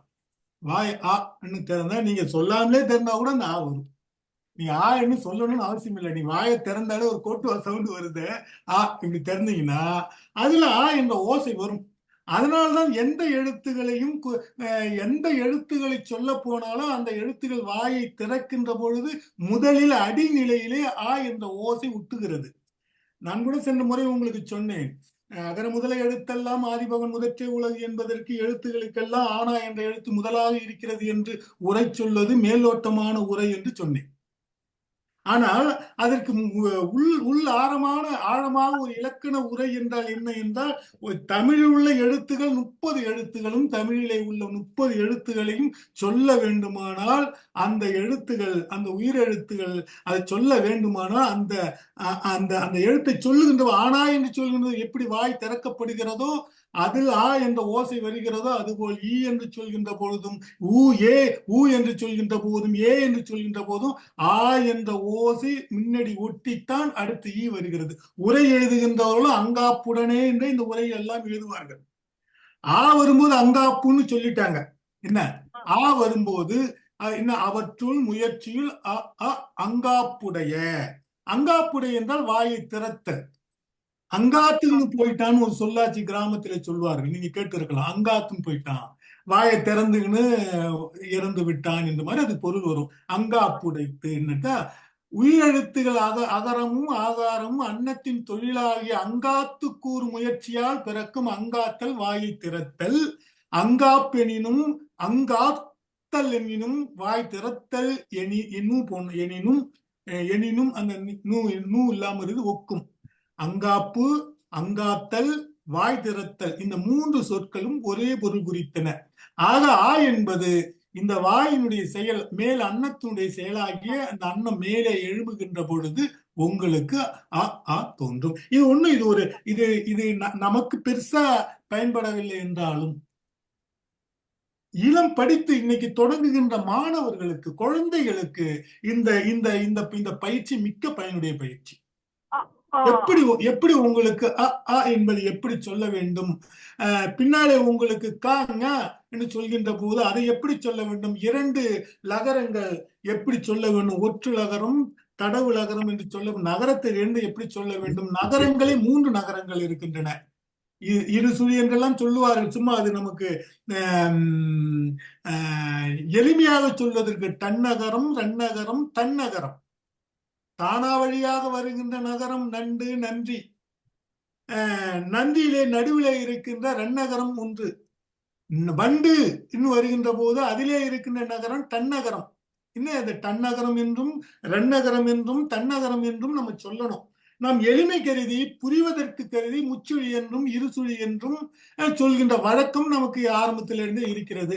இருந்தாலும் இந்த சொல்லாட்சியை நமது பிள்ளைகளுக்கு சொல்லித்தர வேண்டும். தன்னகரம் என்பதையும் ரன்னகரம் என்றும் சொல்லித்தர வேண்டும்.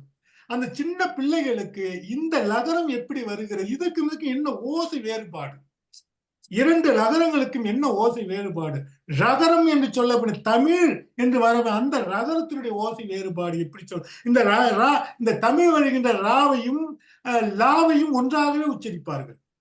வாழை என்பதை வாழையின் உச்சரிப்பார்கள், வாழைப்பழம். அந்த ரா எப்படி உச்சரிக்கப்பட வேண்டும், இதெல்லாம் குழந்தைகளுக்கு பயன்படுகின்ற ரொம்ப எளிதாக பிள்ளைகள் கண்டு உணர்கின்ற ஒரு பயிற்சி இது, குழந்தைகளுக்கான பயிற்சி இது. நம்ம சின்ன பிள்ளைகளை பார்த்திருப்போம். ஆசிரியர் என்ன லகரத்தை சொன்னார் என்பதை நாம் எதை வைத்து முடிவு பண்ணுவோம்னா, ஆசிரியருடைய முகத்தினுடைய அந்த வாய் அசைவை வைத்து முடிவு பண்ணுவோம். அது ஆசிரியர்கள் அப்படி ஒரு பயிற்சி கொடுத்தாங்கன்னா தெரியும் எப்படி அந்த லாவை சொல்றாங்க. அப்ப அவர் சின்ன லா சொன்னாரா பெரிய லா என்று சொன்னாரா என்பதெல்லாம் ஆசிரியருடைய வாயினுடைய அசைவை வைத்து நம்ம கண்டு உணர்கின்ற ஒரு பயிற்சியை நமக்கு ஆசிரியர் பெருமக்கள் நமக்கு கொடுப்பார்கள். சரிதானா? அப்ப இது ஒரு பிள்ளைகளுக்கு பயன்படுகின்ற, புதிதாக தமிழை கற்க வருகின்ற வெளிநாட்டவர்களுக்கு மிகவும் மிகவும் சிறப்புடையது இந்த பாடம். இப்படியெல்லாம் ஒரு பாடத்தை முன்னோர்கள் எழுதி வச்சிருக்கிறாங்கன்னு நினைக்கும் போது அவங்க எவ்வளவு பெரிய எதிர்நோக்கு சிந்தனை, எதிர்கால சிந்தனை. இதெல்லாம் என்ன எல்லாரும் சொன்னா வரப்போகுது, ஆசிரியர் வரும்போது சொன்னாலே வரத்தானே போகுது, தெரிஞ்சுக்கதானே போறோம். இதுக்கு ஒரு நூட்பா போட்டு வச்சுக்கிறான்னா எதிர்காலத்தில் இந்த தமிழை உலகம் முழுவதும் படிப்பார்கள். உலகத்தில் உள்ள மற்ற மொழிகாரர்களுக்கு நமது மொழியுடைய உச்சரிப்பை சொல்லி காட்டுவதற்கு நமக்கு பயன்பட வேண்டும் என்பதெல்லாம் அவர்களுடைய திருவர்களால் நமக்கு இப்படிப்பட்ட ஒரு நூற்பாவை எல்லாம் செய்து வைத்தார்கள். ஆக வாயை திறந்தால் தோன்றும். அடுத்தது ஒரே நூற்பாவில் 5 எழுத்துக்கு நமக்கு இலக்கணம் சொல்கிறார். ரொம்ப சுருக்கமா இப்படியெல்லாம் ஒரு இலக்கணத்தை செய்யவே முடியாது. நன்னூலார் மாதிரி ஒரு குறுகிய எல்லாத்தையும் குறுக்குவார். எல்லாத்தையும் குற்றெழுத்து என்பது குறியல்னு சொல்லுவார், நெட்டெழுத்து என்பது நெடில்னு சுருக்குவார். இப்படி எல்லாத்தையும் சுருக்கி சுருக்கி கையாளுகின்ற ஒரு பெரும் ஆற்றல், சுருங்க சொல்லி விளங்க வைக்கின்ற ஒரு பெரிய நுட்பம் பவணந்தி முனிவருடைய ஒரு காவிய போக்கு. ஒரு காவியம் எழுதுகின்ற ஒரு பெரிய அடிப்படையிலே நமது நன்னூலாருடைய நூற்பாக்கள் இருப்பதை நாம் பார்க்கிறோம்.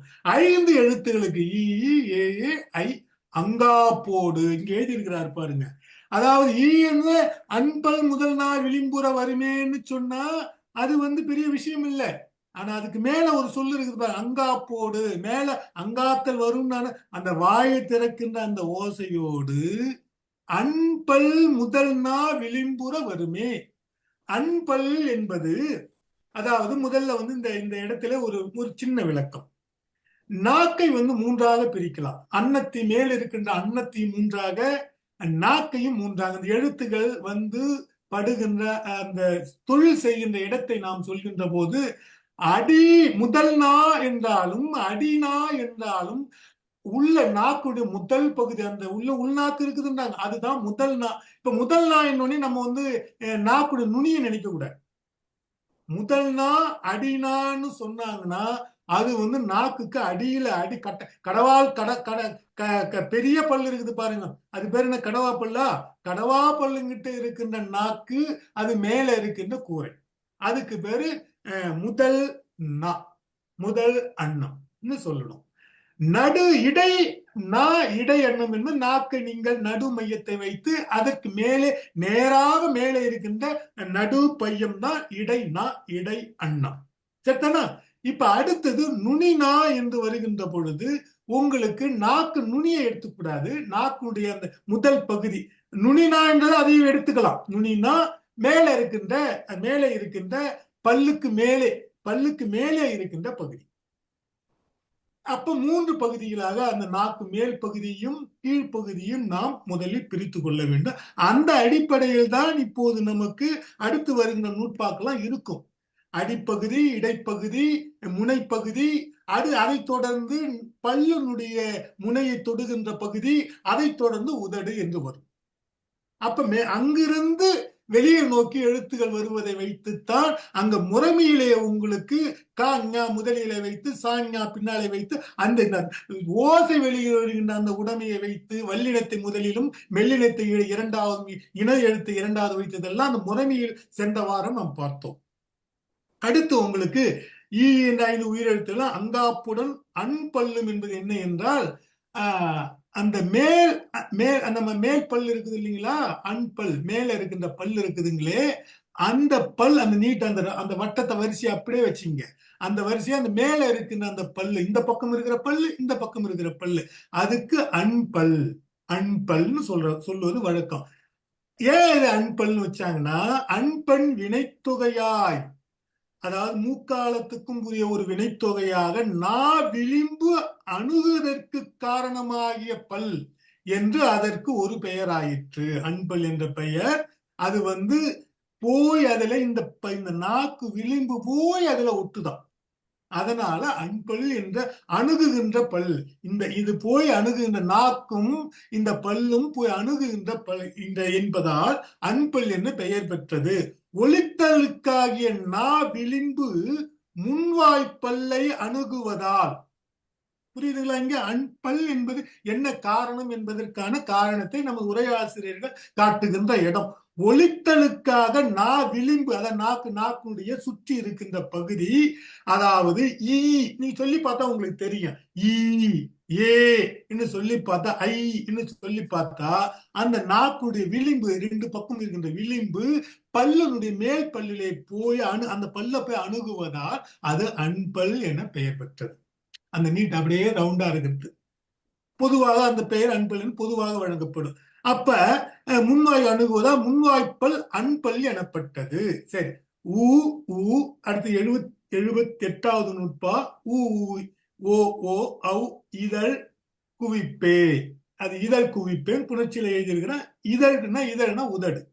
2 இதழ்களுடைய குவிப்பின் வழியாக ஊனா உகரம் ஊனா ஊவண்ணா ஓனா ஓவண்ணா அவ்வண்ணா இந்த 5 எழுத்துகளும் உங்களுக்கு உதடு ஊ ஓ ஓ என்று சொல்கின்ற பொழுது, ஐ என்று சொல்கின்ற பொழுது, அவு சொல்கின்ற பொழுது ஏதோ ஒரு வகையிலே உதடு ஒட்டுதல் குவிதல் ஆக மொத்தம் 2 உதடுகளும் சேர்ந்து நடைபெறுகின்ற செயலால் இந்த 5 எழுத்துக்களாக உயிரெழுத்துகள் 3 நிலையாக இப்படி ஒரு 5 இதழ்களின் வழியாக 5 நா அன்னத்தின் வழியாக 5 மேல்வாய் அந்த திறத்தலின் வழியாக 2 என 12 எழுத்துகளுக்கும் முயற்சியின் செயல்பாட்டை நன்னூலார் மிக அழகாக நமக்கு காட்டினார். அடுத்து கொஞ்சம் தூக்குங்க.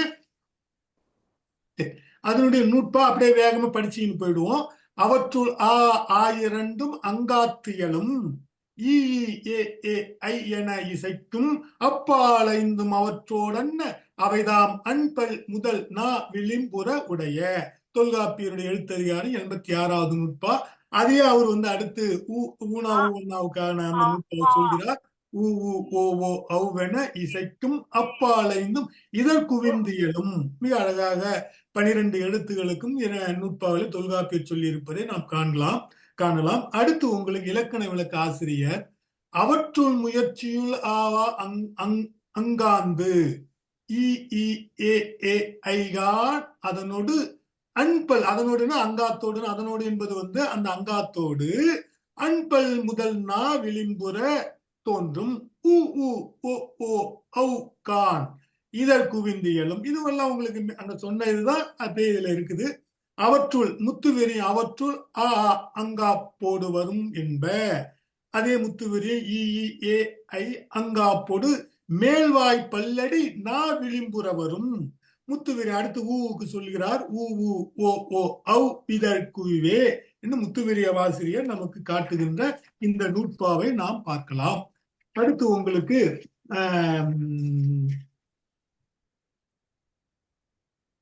16வது பாடத்தை போடுங்கம்மா. அதையும் அப்படியே 18 எழுத்தையும் அப்படி பார்த்து நிறைவு செய்யலாம்.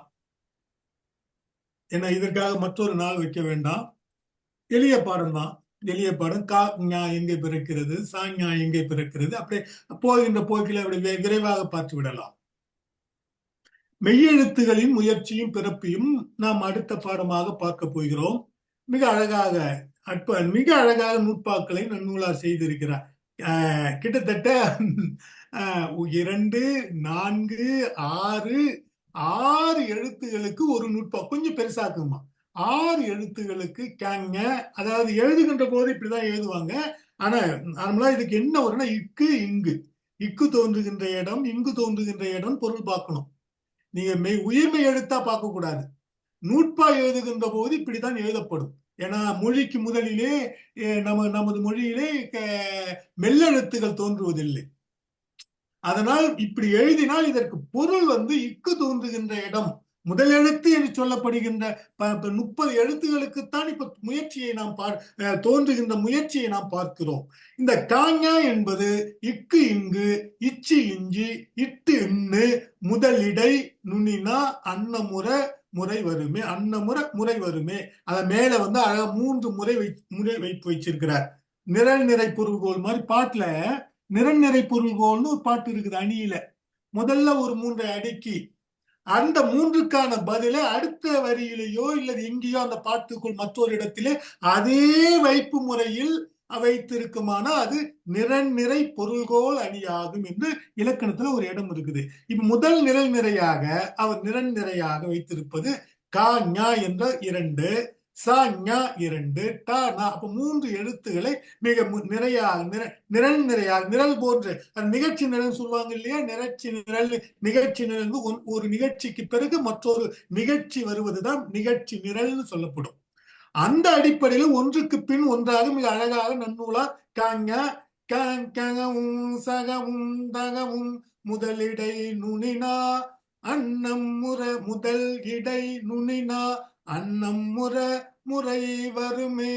என்ன சொல்றாருன்னா, காஞா என்று சொல்லப்படுகின்ற அந்த எழுத்து நாவுனுடைய நாவும் அன்னமும், முதல் நாவும் முதல் அன்னமும் இப்படி எடுக்கணும். காஞா என்ற இந்த 2ம் முதல் நாவும் முதல் அன்னமும் முறை வரும். அப்ப கடைசியில அதாவது கடைவாய்ப்பல்லு கிட்ட இருக்கின்ற நாக்கும் கடைவாய்ப்பல்லுக்கு மேலே இருக்கின்ற மேல் வாயினுடைய மேல் கூரையும் பொருந்த நமக்கு இந்த காஞா தோன்றும்.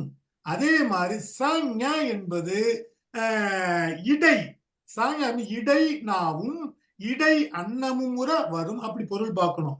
அடுத்து கொஞ்சம் இறக்குங்க, இடை வர. அடுத்து தனவும் இது முதல் இடை நுனி. இந்த நுனியை இப்ப இந்த தனவுக்கு சேர்த்துக்கணும். தன என்பது நுனினாவும் நுனி அன்னமும் முறையாய் வரும். அதனால அந்த 6 எழுத்துகளும் ஒன்றன் பின் ஒன்றாக பிறந்து வருகின்ற ஒரு அழகை தமிழ் மொழியை தவிர வேற எந்த மொழியிலும் பார்க்க முடியாது. வேற எந்த மொழியிலும் இப்படியெல்லாம் ஒரு கணக்கிட்டு இந்த முதலில் அடி கடவாப்பல்லுங்கிட்ட இருக்கின்ற நாக்கும் அங்கு இருக்கின்ற மேல்வாய் கூரையும் தொட்டுக்கொண்ட எழுத்தை முதலில் வைத்து, அடுத்து பிறக்கின்ற எழுத்தை 2வது வைத்து, அடுத்து பிறக்கின்ற எழுத்தை 3வது வைத்தெல்லாம் ஒரு மொழி செய்திருக்கிறார்கள் என்று பார்க்கவே முடியாது. மிக அழகாக அறிவியலுக்கு ஏற்ப நடையிலே நம் மற்ற மொழிகள் இருக்கலாம். வடமொழி நமது நாட்டிலே இருக்கிற வடமொழி இதெல்லாம் ஒரே இடத்துல பிறந்த மொழி என்பதால ஒன்றிலிருந்து ஒன்று கடன் வாங்கி இருக்கலாம்.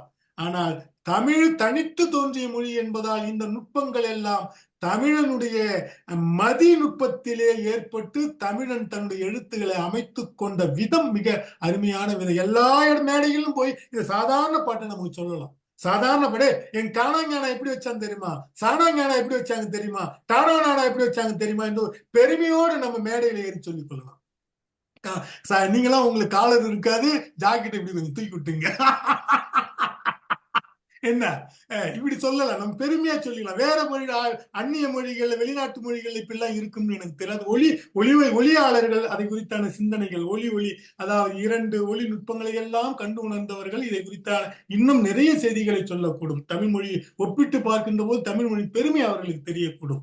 சரி, அடுத்து அடுத்தப்பா அன்பல், அதாவது நாக்குனுடைய மேல் அன்னத்தில் இருக்கின்ற மேல்வாய் பல்கள் அன்பல் அடினா முடிவுற தனவரும் தனவரும் தனவரும் தானாக வரும் கூட ஒரு பொருள் எடுத்துக்கலாம். அதுக்கு தனவரும், அதாவது இந்த ரெண்டும் போனா நா என்ற 2 சொற்களும் போறோம். என்னன்னா நாக்குனுடைய நுனி போய் அந்த நாக்குனுடைய மேலே அத மேல் அன்னத்தினுடைய நுனியை, இந்த நுனியும் அன்னத்தின் நுனியும் நாக்கு நுனியும் ஒன்றாக பொருத்தி நீங்கள் பொருள் பார்த்து இந்த நாக்கு போய் அன்னத்துடைய நுனி அன்னத்தை போய் தொடுகின்ற பொருந்துகின்ற பொழுது தகரம் நகரம் பிறக்கும். இப்ப அந்த 2 நகரத்துக்கும் இந்த 2 நகரத்துக்கும் இந்த நகரத்து வேறுபாடு காட்டுகின்ற போது நாக்கை பிள்ளைகளுக்கு இந்த இடத்திலே பொருந்த கற்றுக் கொடுக்க வேண்டும். நா என்பது இந்த நாக்குடைய நுனியை கொண்டு சென்று மேலே பல்லுக்கு மேலே பொருத்தி தகரம் இன்னும் நம்ம சொல்லி காட்ட வேண்டும். பிள்ளைகள் அதை பிடித்துக் கொள்வார்கள். ஆக இது அடுத்து இந்த 6 எழுத்துகளுக்கு அப்புறம் அதற்கு முனையிலே தோன்றுகிற தகரத்தை வைத்தார்கள். அடுத்து பாருங்கள், மீ கீழ் இழறுற பிறக்கும், அதாவது மீன மேல், கீழ் மீன மேல், மீச்சிறப்புன்னு வாங்க சில பேர். மீ சிறப்புன்னா மேலும் சிறப்புன்னு பேரு. மீச்சிறப்பு என்ன, மேலும் மேல் உதடும் மேல் இதழும் கீழ் இதழும் பொருந்தவோ அல்லது ஏதோ ஒண்ணு செய்யறதுல இப்பு வந்தா இப்பு பொருந்தும், அப்படி மேல இருந்து மூடி அத இப்பு பகரம் வரும், இம்மு மகரம் வரும். சரிதானா?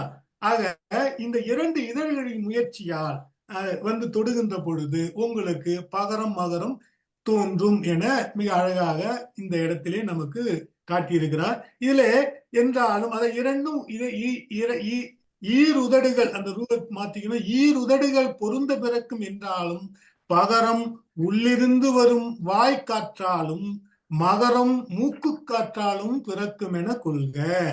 இது ஒரு சின்ன விளக்கம். இதை கூட இன்னும் கூட மூடி திறப்பதால் என்று சொல்லுகின்ற போது 2 உதடுகளும் மூடி திறக்கும். மூடி திறப்பதால் பகரம் உருவாகிறது. திறந்து மூடுவதால், அதான் வாயை திறந்து போய் மூடுவதால் மூடி திறந்து மூடுவதால் மகரம் பிறக்கும்.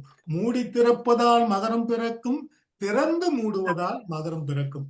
இது நமக்கு இந்த நடுவுல சில பாடல்கள், திருநாவுக்கரசு தேவாரத்துல கதவை சாத்துவதற்காக ஒரு பாட்டும் கதவை திறப்பதற்காக ஒரு பாட்டும் பாடுவார்கள். திருநாவுக்கரசரும் திருஞான சம்பந்தரும் பாடுவதை நம்ம முன்னோர்கள் காட்டுவார்கள், திருமுறை உரைகளிலே காட்டுவார்கள். அதற்கு இந்த இலக்கண சான்றை கொண்டு போய் காட்டுவார்கள் உரையாசிரியர்கள்.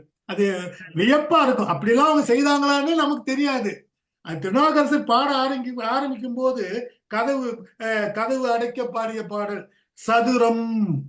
சதுரம்னு வரும்போது அந்த மூடி திறப்பு, அதான் சதுரம் இம்மு வருகிறது பாருங்க. அந்த சொல்லிலே முதல் பாட்டிலே சதுரம் அந்த இம்மு வருவதால அது திறந்து மூடுவது, திறப்பதற்காக அவர் பாடியது. திறப்பதற்காக சதுரம் என்கின்ற அந்த இம்மை வைத்து அவர் பாடியது. கதவு திறப்பதற்காக பாடியது திறந்து மூடுதல், திறப்பதற்காக அவர் பாடினார். அதுக்கு திருநாவுக்கரசர் பாடுங்க பண்ணின் நேர்னு பானாவளை தொடங்கியிருப்பார் முதல் பாட்டை. எனக்கு பாட்டு நினைவில்லை. சதுரம் என்ற ஒரு சொல்லும் பண்ணின் நேர் அவர் பானாவில் திறந்திருப்பதை நம்ம பார்க்கலாம். அப்ப மூடுவதற்காக அவர் பானாவில் தொடங்கினார் என்று அதற்கு உரையாசிரியர்கள், திருமுறைக்கான உரையாசிரியர்கள் எழுதுவார்கள். இப்படியெல்லாம் நாயன்மார்கள் மூடுவதற்கு உள்ள எழுத்து மகரம் என்றும், திறப்பதற்குரிய எழுத்து மூடி திறப்பதற்கு பகரம் என்றும், திறந்து மூடுவதற்கு பகரம் என்றெல்லாம் உணர்ந்து தங்கள் பாடலை பாடியிருக்கிறார்கள் நினைக்கின்ற பொழுது, அல்லது உரை இப்படி கண்டுபிடித்தார்கள் என்று நினைக்கும் போது கூட ஒரு வியப்பு நமக்கு வருகிறது. சரி, அடுத்து நம்ம பார்ப்போம். பகரம் பகரம் மானாவும் தோன்றும். அடுத்து உங்களுக்கு அடினா அடியனும் உரைய தோன்றும். யா தோன்றும். அடினா அடியனம் உர யா தோன்றும். அதாவது கிட்டத்தட்ட இது ககரத்திற்கும் நகரத்துக்குள்ள முயற்சியை தான் நன்னூலார் காட்டுகிறார் என்கின்ற ஒரு குற்றச்சாட்டை பாலச்சந்திரன் ஐயா அவர்கள் பாலச்சந்திரன் ஐயா தன்னுடைய நூலிலே சுட்டி காட்டுகிறார். ஆனா சொல்லி ஆக வேண்டும், யகரம் எங்கு தோன்றுகிறது என்பதை சொல்லணும். அப்ப நன்னூலாருடைய கருத்து, ககரமும் நகரமும் அந்த அடினா முதல் நாளுடைய பகுதியிலே முதல் அன்னத்துடைய பகுதியை பொருந்த யகரம் பிறக்கும் என்ற கருத்து. அடுத்து உங்களுக்கு ரா எப்படி வரும் என்பது, இந்த எழுத்து அன்னத்தை அன்னம் நுனினா வருட வரும். அன்னத்தை நுனினா வருட, நுனினா போய் மேல் அன்னத்தை நமக்கு வருடனா அப்படி லேசா அப்படி தடை அந்த ஒரு அதிரல் இருக்குது பாரு, அது போல வருட, அது போல அந்த ரா வரும்னு அவர் நன்னூலார் சொல்லுகிறார். அதுக்கான இது. ஆனா பாலச்சந்திரன் ஐயா என்ன சொல்றாரு, ரா என்பது வருடுவதால் வராது. இது பாலச்சந்திரன் ஐயாவுடைய கருத்து. அது கிட்டத்தட்ட ஏற்புடையதாகத்தான் இருக்குது. அன்னத்தை வருடுவதால் நமக்கு வராது, அது அணறி நிற்பதால் வரும். அணறி நிற்றல் என்னன்னா அப்படி அப்படி போய் அப்படி நிக்கிறது, நாக்கு நிமிர்ந்து இப்படி நிக்கிறது, அணறி நிற்றல். அந்த அணறி என்ற சொல்லாட்சி அதான். அணறி என்பதற்கு நிமிர்ந்து நிற்றல்னு பேரு. ரான்னு வரும்போது நிமிர்ந்து நிக்குது, அது வருடல, லேசா படுற மாதிரி நமக்கு தெரியும். ரா லேசா அந்த ஓசை போய் மேல் அன்னத்திலே தடவுவதை நாம் பார்க்கலாம். ஆனா பாலச்சந்திரன் ஐயா அது தடவாது, இப்படி அணறிதான் நாக்கு நிக்கும்னு பாலச்சந்திரன் ஐயா தன்னுடைய உரையிலே காட்டியிருப்பதை சும்மா ஒரு மேலுமான விளக்கத்திற்காக, அடுத்து வருகின்ற ஒரு ஆய்வுக்காக அதையெல்லாம் இந்த இடத்துல நான் குறிப்பிட்டு எழுதியிருக்கிறேன். அடுத்து என்னமா, அடுத்து ராணா, அடுத்து உங்களுக்கு என்ன எழுத்து, அன்பல் முதலும் அன்னமும் முறையின் நா விளிம்பு வீங்கி ஒற்றவும் வருடவும் லகர ஆயிரண்டும் பிறக்கும். இந்த 2 லகரங்கள் மிக அழகாக இந்த பாட்டுல நமக்கு மிக அழகாக இவ்வளவு விளக்கம் இருக்குது. ஆனா கொஞ்சம் புரியாத மாதிரி இருக்கும். பல்லனுடைய அடியை நாவின் விளிம்பு, அதாவது நம்முடைய நாக்கினுடைய அந்த விளிம்பு பகுதிகள் தடித்து ஒற்ற லகரம் இருக்கும். முதல், அதாவது அன்னம் முறையே நா விளிம்பு அன்பல் முதலும், அதாவது அன்பல்னா கடைசி உள்ள இருக்கிற கடவா பல்லு, முதலும் அன்னமும் அந்த 2 இடமும் முறையின் நா விளிம்பு வீங்கி ஒற்றவும். நா விளிம்பு போய் வீங்கி இல்லன்னு சொல்லும் போது பல்லையும் ஒற்றி லேசா மேல் அன்னத்தை படுற மாதிரி தெரியும். ஆனா அப்படி ஒரு படுற மாதிரியான ஒரு நிலை. ஆனா வீங்கி நல்லாக ஒற்றும், இன்னும் ஒற்றும். லகர ஆக இந்த லகரம் பல்லு விளிம்பி ஒற்ற வரும். இந்த லகரம் வருடவாக, அதாவது அன்னத்தை போய் நாக்கினுடைய விளிம்புகள் நன்றாக வருடுவதால் வரும். ஒற்றவும் ஒற்று லகரம் வருடு லகரம் என்று இதற்கு பெயர். ஒற்று லகரம் வருடு லகரம் என்று முன்னோர்கள் நமக்கு இதுக்கு சொல்வார்கள். ஆக ஒற்றுவதாலும் வருடுவதாலும் இந்த 2 லகரங்களும் தோன்றுவதை பார்க்கலாம். அடுத்து மேல்பல் இதோட மேவிடும் வவ்வே என்று அடுத்த நூற்பா. அத வவ்வு இவ்வு என்ற எழுத்து அழகா இருக்கு. நீ சொல்லி பார்த்தாலே தெரியும். என்ன சொன்னா மேல இருக்கிற பல்லு நமக்கு வாய் உதட்டுல குத்தும், குத்தும் சாதாரணமா. அதுதான் மேற்பல்லை கீதுடர் சென்று பொருந்த. அந்த மேற்பல்ல அங்கதான் இருக்குதா, ஆனா கீழ்தொடு போய் மேலவை பொருந்துதான். அது பல்லு பொருந்தினாலும் சரி, இது போய் பொருந்தினாலும் சரி.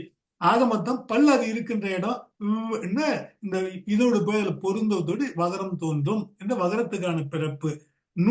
அன்னம் நுனினா நுனியூரின் வரும் ரண வரும் இந்த இடத்துல இருக்குது.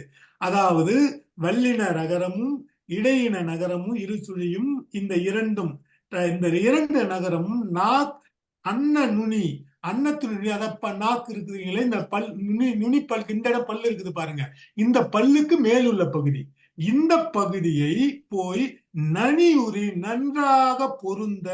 நனி என்றால் மிக மிக மிகவும் பொருந்தன்னு வச்சுங்க. நனி என்ற சொல்லுக்கு மிக மிக பொருந்த.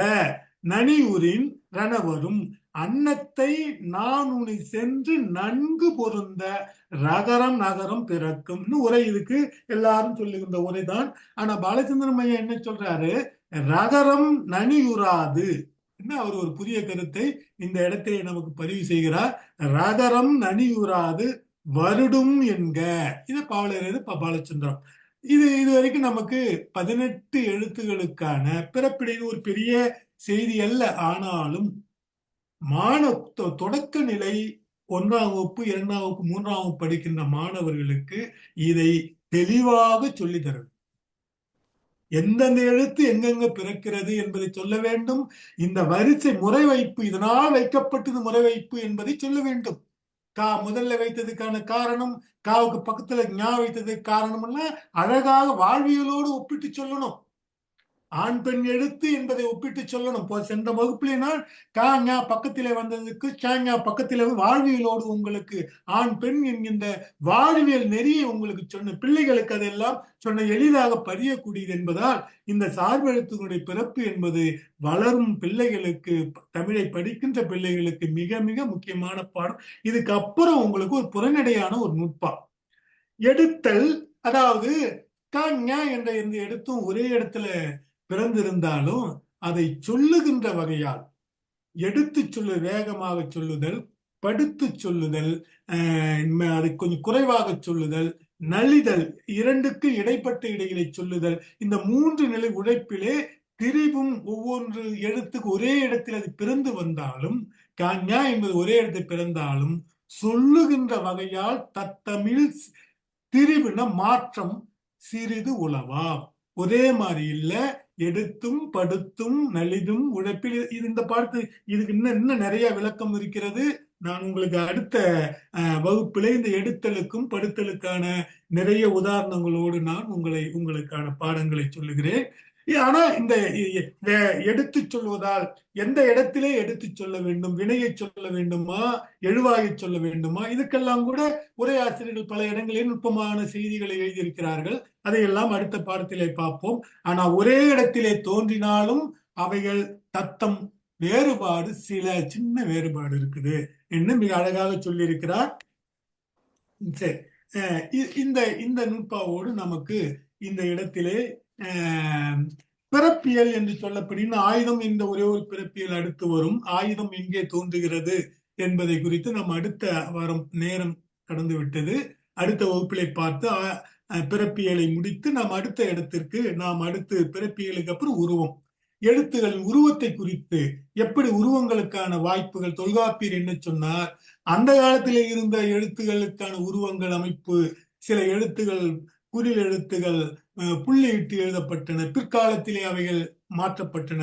இப்படி அந்த புள்ளியிட்டு எழுதப்படுகின்ற எழுத்து இருந்த அதை நம்ம இன்னைக்கு உயிரெழுத்திலே 2 எழுத்துகளுக்கு மேல் புள்ளியிட்டு எழுதப்பட்டன என்று நினைக்கின்ற பொழுது நமக்கு அது ஒரு வியப்பா இருக்கும். இப்படி எல்லாம் இருந்து அதை நான் அடுத்த பாடத்தில் நம்ம பார்க்கலாம்.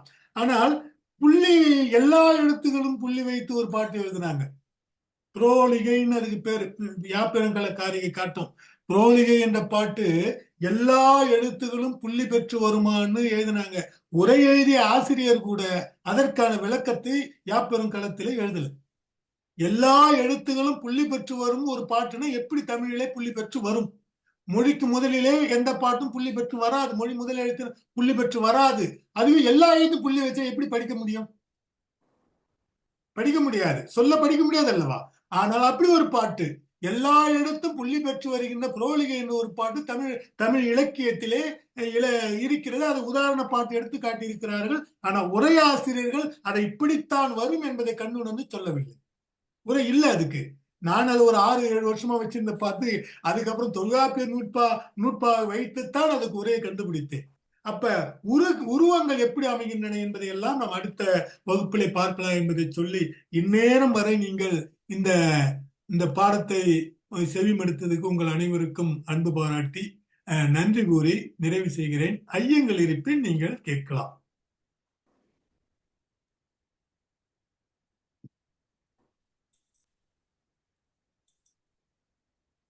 ஐயா வணக்கம் ஐயா. சொல்லுப்பா, யார் பேசுறது? பேரை சொல்லுங்க. நான் குமரகுரு பேசுறேன். சொல்லுங்க ஐயா. ஐயா, இந்த உந்தி முதல் என்று சொல்லக்குள்ள உந்தி என்றது நாங்கள் இந்த நுரையீரலை தானே குறிக்கும். என்னங்க ஐயா? உந்தி முதல் நன்னூலார் சொல்றா, தொல்காப்பியம் சொல்லுது காற்று பிறக்கிற இடம். அது நெஞ்சில உள்ள இந்த நுரையீரல்ல இருந்து வர்ற காற்று. காற்று மொழியல் உடலியார் சொல்லுகின்ற அந்த ஓசையினுடைய ஒளி அணுதிரல். இவர் அணுதிரல்னு நமக்கு சொல்றாரு. நுரையீரலில் இருந்துதான் அந்த காற்று மேல் கிளம்பி வந்து நமக்கு மார்பிலே தங்கி அதுக்கப்புறம் குரல் வலை என்று சொல்லப்படுகின்ற அந்த இடத்திலிருந்து காற்றுகள் வேறு வேறு இடங்களுக்கு தலைக்கு செல்வதும் மூக்குக்கு செல்வதும் அதற்கு பிறகு வாயின் வழியாக வெளியே வருவது. அந்த காற்று என்பது நுரையீரல் வழியாகத்தான் உருபெறுகிறது. சிலர் அந்த உந்தி என்று சொல்லக்கூட நாங்கள் அடிவயிற்றில இருந்து தொடங்குகின்ற அந்த அது கிட்டத்தட்ட அந்த பகுதி மார்பு கீழே அங்கத்தானே இருக்கிறது. நம்ம அப்படிதான் நினைக்கிறோம். ஆனா மொழியியலும் உடல்நல கூறுகள் உடையவர்களும் எழுதுகின்ற உரைகள் நுரையீரலில் இருந்துதான் காற்று வருகிறது. உந்தின்னா நமக்கு வயிறு என்ற ஒரு அடிப்படையான கருத்து இருக்கு இல்லையா? வயிறு அங்கிருந்து அந்த காற்றுகள் இருந்தாலும் அந்த காற்று வெளியே குரல் வலை வழியாகத்தான் வந்தாக வேண்டும். அப்படியே குரல் வலைக்கு வெளியெல்லாம் வெளியில வராது. குரல் வலை, அந்த குரல் வலை என்று சொல்லப்படுகின்ற அந்த அந்த நுரையீரல் இருக்குது அல்லவா, அந்த நுரையீரல் வழியாகத்தான் காற்று இங்கு வர வேண்டும். ஐயா, காற்றின் பிறப்பு நுரையீரலா வயிறா? அதான் நான் கேட்கிறேன். அதாவது அது எப்போதும் இயங்கு கொண்டு இருக்குதுங்க ஐயா. எழுத்துக்கு பிறப்பு தான். காற்று பிறப்பு உங்களுக்கு மூச்சு வழியா உள்ள போகுது, அங்கிருந்து வரும், அது இருக்கட்டும், அது எல்லாத்துக்கும். ஆனா எழுத்து பிறப்புக்கு எங்க தோன்றுகிறது என்பதுதான். இப்ப வேற இடத்துல கூட எழுத்து, இன்னும் பல எழுத்து வேற இடத்து தோன்றும். நம்முடைய தமிழ் எழுத்து 30 எழுத்துகளுக்கான அந்த எழுத்து அந்த காற்று ஊன்றி வருகின்ற இடம். அந்த இடத்து தான் பொது இடம் என்று ஒன்று யாரும் சொல்லல. நுரையீரல் என்றோ ஒன்று சொல்லாது. பொது இடம் என்று சொல்லுகின்ற போது தோன்றுகின்ற இடம் உந்தி என்று சொல்லப்படுகிறது. காற்று, இப்ப காற்று எங்க தோன்றுது? நம்ம உடலை பொறுத்தளவுக்கு அங்க இருந்து வருது, சரிதானா? ஆனா இது மத்த உள்ள காற்று உலகத்துல எல்லா இடத்துலயும் இருக்குத்தானே. எல்லா இடத்துலயும் காற்று இருக்குது, உலகம் முழுவதும் காற்று இருக்குது இல்லையா? ஆனா இந்த எழுத்துகள் உருவாகுவதற்கான அந்த எழுத்து வருவதற்கு, வல்லினம் வருவதற்கும், மெல்லினம் வருவதற்கும், உயிரெழுத்து வருவதற்கும், இடையெழுத்து வருவதற்கும் அந்த காற்று ஒரே நிலையாத்தான் வருது. அதை எடுத்தல் வழியாக சொல்லுகின்ற முறையை எடுத்தல் படுத்தல் என்று தூக்கி சொல்லுதலும், இறக்கி சொல்லுதலும், நடுமையமாக சொல்லுதல், அந்த முறை என்பது அது ஒன்று இருக்கிறது. அதனால் சின்ன சின்ன மாறுபாடுகள் வரும். அங்கிருந்து தோன்றுவதை, அந்த காற்று தோன்றுகின்ற முதல் இடத்தை நம்ம நூல் ஆசிரியர்கள் சொல்லல. அவர்கள் சொல்லுவது அந்த வல்லினம் வருகின்ற இடம், அதை மட்டும் அவன் குறிப்பிட்டு சொன்னாங்க. காற்று உந்தியிலிருந்து வயிற்றிலிருந்து வருகிறது, வயிற்றிலிருந்து அது நுரையீரல் வழியாக நமக்கு வருகிறது. மருத்துவ பெரிய உரை, 10 பக்கத்து உரை அளவுக்கு இருக்குது. எனக்கு உள்ளபடியே அந்த உரையை பலமுறை படிச்சு பார்க்கணும். மோசையான்னு ஒருத்தர் அதுக்கு உடல் அறிவியல் ரீதியாக உரை எழுதியிருக்கிறார். அந்த நுரையீரலை குறித்தெல்லாம் எழுதியிருக்கிறார். அதையெல்லாம் இங்கு சொன்ன நீண்ட நேரமாகும். ரெண்டாவது விளக்கம் சொல்வதற்கு அறிவியல் நமக்கு தெரிஞ்சிருக்கணும். அவரு 10 கிட்டத்தட்ட அந்த காற்றுக்கு மட்டுமே படம் போட்டு என்னென்ன எலும்புகள் எங்கெங்க இருக்குது, குருத்தெலும்பு, குரல், இன்னொன்னு குருத்தெலும்புன்னு சொல்றாரு, அப்புறம் குருத்து இதழ்னு சொல்றாரு. ஆதாம் ஆப்பிள் என்னது வழங்கப்படுதுன்னா பெரிய உரையா எழுதுறாங்க. நமக்கு தேவை காற்று நன்னூலாருடைய தொழில் என்ன? அணுதிரல். எழுத்துக்கு காரணம் அணுதிரல் ஒளி. அணுக்களுடைய கூட்டங்கள், செவிக்கு இனிமை பயக்கின்ற அணுக்கூட்டங்களுடைய அந்த ஓசை உள்ளிருந்து வெளியே வந்து எழுத்துகளாக வருகின்றன. அப்ப எழுத்துகளுக்கு அவர் சொல்வது என்னன்னா, ஓசைதான் எழுத்து என்பதை நன்னூலாடி முதல் நூற்பா நமக்கு சொல்லுகின்ற செய்தி. அந்த எழுத்துகள் எந்தெந்த இடத்திலிருந்து வருகின்றன? 4 வகையான எழுத்துகள். அது உயிரெழுத்து என்னும் மெய்யெழுத்து. அந்த இடத்துங்களை நமக்கு மையமிட்டு காட்டினார். அவ்வளவுதான். அதை விட அந்த இடங்கள்லாம் விட நமக்கு முக்கியமானது இந்த வெளிவருகின்ற அந்த இடங்கள் மிக மிக முக்கியம். சொல்லிக் கொடுப்பதற்கு, மாணவர்களுக்கு சொல்லிக் கொடுப்பதற்கு மிக மிக முக்கியம். சரி, சரிங்க, நன்றி ஐயா. நன்றி. வேற யாராவது கேள்வி கேட்க போறீங்களோ?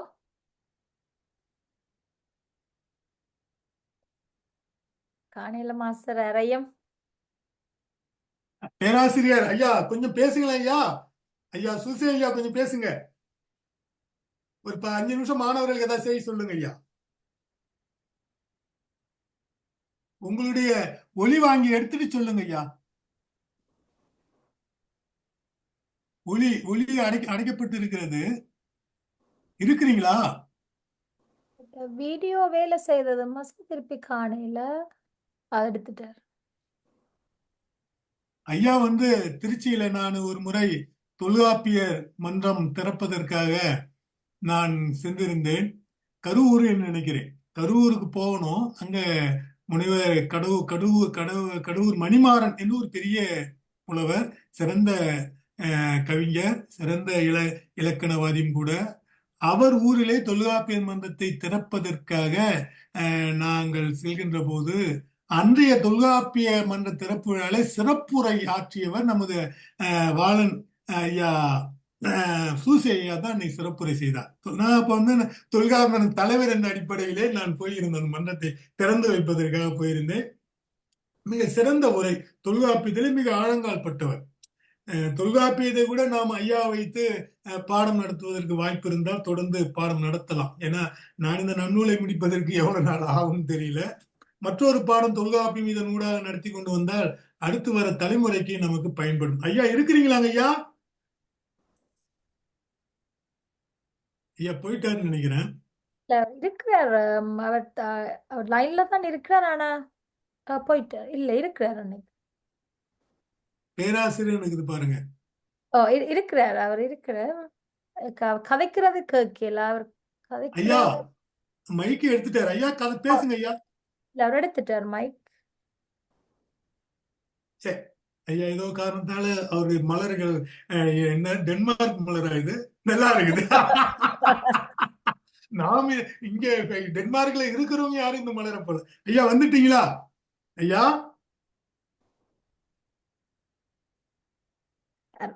முயற்சி செய்கிறார் போல தெரியுது. அவருக்கு ஏதோ ஒரு தடையீடு இருக்கிற மாதிரி இருக்குது. என்னால உங்க இதை இன்னைக்கு பதிவு பண்ண முடியலமா? எது மாஸ்டர்? எது அந்த உங்களோட வகுப்புகள்ல இருக்கிறதும் பாவரசர் எங்களுக்கு அந்த நான் என்ன மாதிரி ஆட்களுக்கு இது சரியான ஒரு என்னன்னு சொல்றதுன்னு தெரியாமல் இருக்குது. சரியா அந்த இவ்வளவு ஒரு பெரிய தமிழ் அறிஞர்களுக்கு மத்தியில அப்படியே இருந்து அப்படியே மெய் மறந்து போய் ரசிச்சுட்டு இருக்கிற மாதிரி இருக்குது. தமிழ் நீங்க படிப்பிச்சு கொண்டிருக்கீங்க. யாருமா பேசுறீங்க? நான் நளினா, லண்டன்ல இருந்து. லண்டன்ல இருந்து.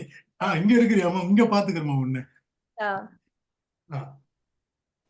அந்த இல்ல எல்லாரும் அந்த இதுல இருக்கிறார்கள் அனைவருமே பெரிய தமிழ் அறிஞர்கள் என்று நினைக்கிறேன். எனக்கு அவைகளோட பாக்கல எனக்கு தமிழ் கதைக்கவே பயமா இருக்குது. அவ்வளவுக்கு பெரிய அறிஞர்கள். இந்த பாடத்தை கேட்டுக்கொண்டே வந்திருக்கீங்கன்னா கிட்டத்தட்ட நான் பாடத்தெல்லாம் உங்களுக்கு கொடுத்துன்னு இருக்கிறேன். நான் எழுதியதே உங்களுக்கு கொடுத்துன்னு இருக்கிறேன். எல்லாம் பாடத்தையே உங்களுக்கு கொடுக்குறேன். காரணம் என்ன என்றால், நாளை நீங்கள் பாடம் நடத்துகின்ற போது இந்த பாடங்கள் உங்களுக்கு பயன்பட வேண்டும். இதில் படிக்கின்ற ஒவ்வொருவரும் ஒரு ஆசிரியராக வந்தீங்களானால் உங்களால் இன்னும் நான் இப்போது 30 நபர் 20 நபர்னு வைத்துக் கொள்ளும். எல்லாம் கடைசியா இந்த வகுப்பு முடியும் போது ஒரு 10 பேர் வச்சுப்போம். கடைசியா 10 பேர் இருப்பீங்கன்னு வச்சுக்கோ. 10 பேர் இருப்பீங்கன்னு வச்சுக்கோ. 10 பேர் இந்த நன்னூல் வகுப்பிலும் யாப்பெரும் களத்து வகுப்பிலும் 10 பேர் நீங்கள் கற்றுக்கொண்டீர்களானால் இந்த 10 பேர் 1000 பேரை உருவாக்கலாம் தானே. 100 பேரை உருவாக்கலாம். உங்களுக்கு 10 பேர் வருவாங்க தானே. உங்களுக்கு 10 பேருன்னா 100 பேரு, உங்க 100 பேருக்கிட்ட 10 பேருன்னா 1000 பேரு. இப்படி இன்னைக்கு உலகம் முழுவதும் நாம் தமிழை கொண்டு போயின்னு இருக்கிறோம். அப்ப உலகம் முழுவதும் கொண்டு போவதுக்கு பாரதிதாசன் என்கின்ற ஒரு ஆள் பத்தாது. புரியுதுங்களா? அப்ப நிறைய பேர் தமிழை எல்லா இடங்களிலும் பாடம் நடத்த வேண்டும், எல்லா இடங்களிலும் சொல்லிக் கொடுக்க வேண்டும். ஆக இது நம்ம இன்னும் ஒரு 50 ஆண்டுகள் 100 ஆண்டுகளுக்குள் இந்த பணி நடைபெற வேண்டும். அப்போதுதான் உலக மொழியாக தமிழ் இடம்பெறும். தமிழ் மாதிரி ஒரு மொழியெல்லாம் உலகத்துல யாரும் செய்யறதுக்க முடியாது. அவ்வளவு அந்த அளவுக்கான ஒரு மொழிக்கு சொந்தக்காரர்கள் நாம். ஆனா நமக்கு நம்முடைய மொழியினுடைய பெருமை தெரியாது, அருமை தெரியாது. பெருமையும் அருமையும் தெரிந்தால் நாம் தமிழை விட்டு எட்டையே போக மாட்டோம். 24 மணி நேரம் தமிழ் நூலோடய உட்கார்ந்து நிற்போம். ஐயா வந்துட்டீங்களாங்க ஐயா? வருவது கொஞ்சம் தடையீடா இருக்குதுங்க ஐயா. ஏதாவது சொல்லுங்க ஐயா, 2-3 வார்த்தை பிள்ளைகளுக்கு சொல்லுங்க. எல்லாம் புதியவர்கள் தான். பேராசிரியர் பேசுறேன். கேக்குதுங்க ஐயா.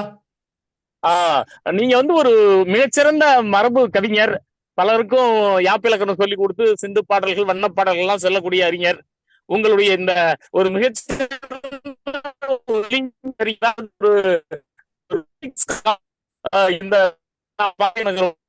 இருக்கிறது சிறப்பா. அந்த நன்னூல் பகுதி எழுத்திய சிறப்பா சொன்னீங்க. நல்லாவும் இருந்துச்சு. அது நீங்க குறிப்பிட்டு சொல்ல வேண்டும்னா நீங்க ஒப்பிட்டு பேசுறீங்க. அது ரொம்ப அருமையா இருந்துச்சு. ஏன்னா பிற்காலத்துல இருந்த நேமிநாதம், அப்புறம் முத்துவேரி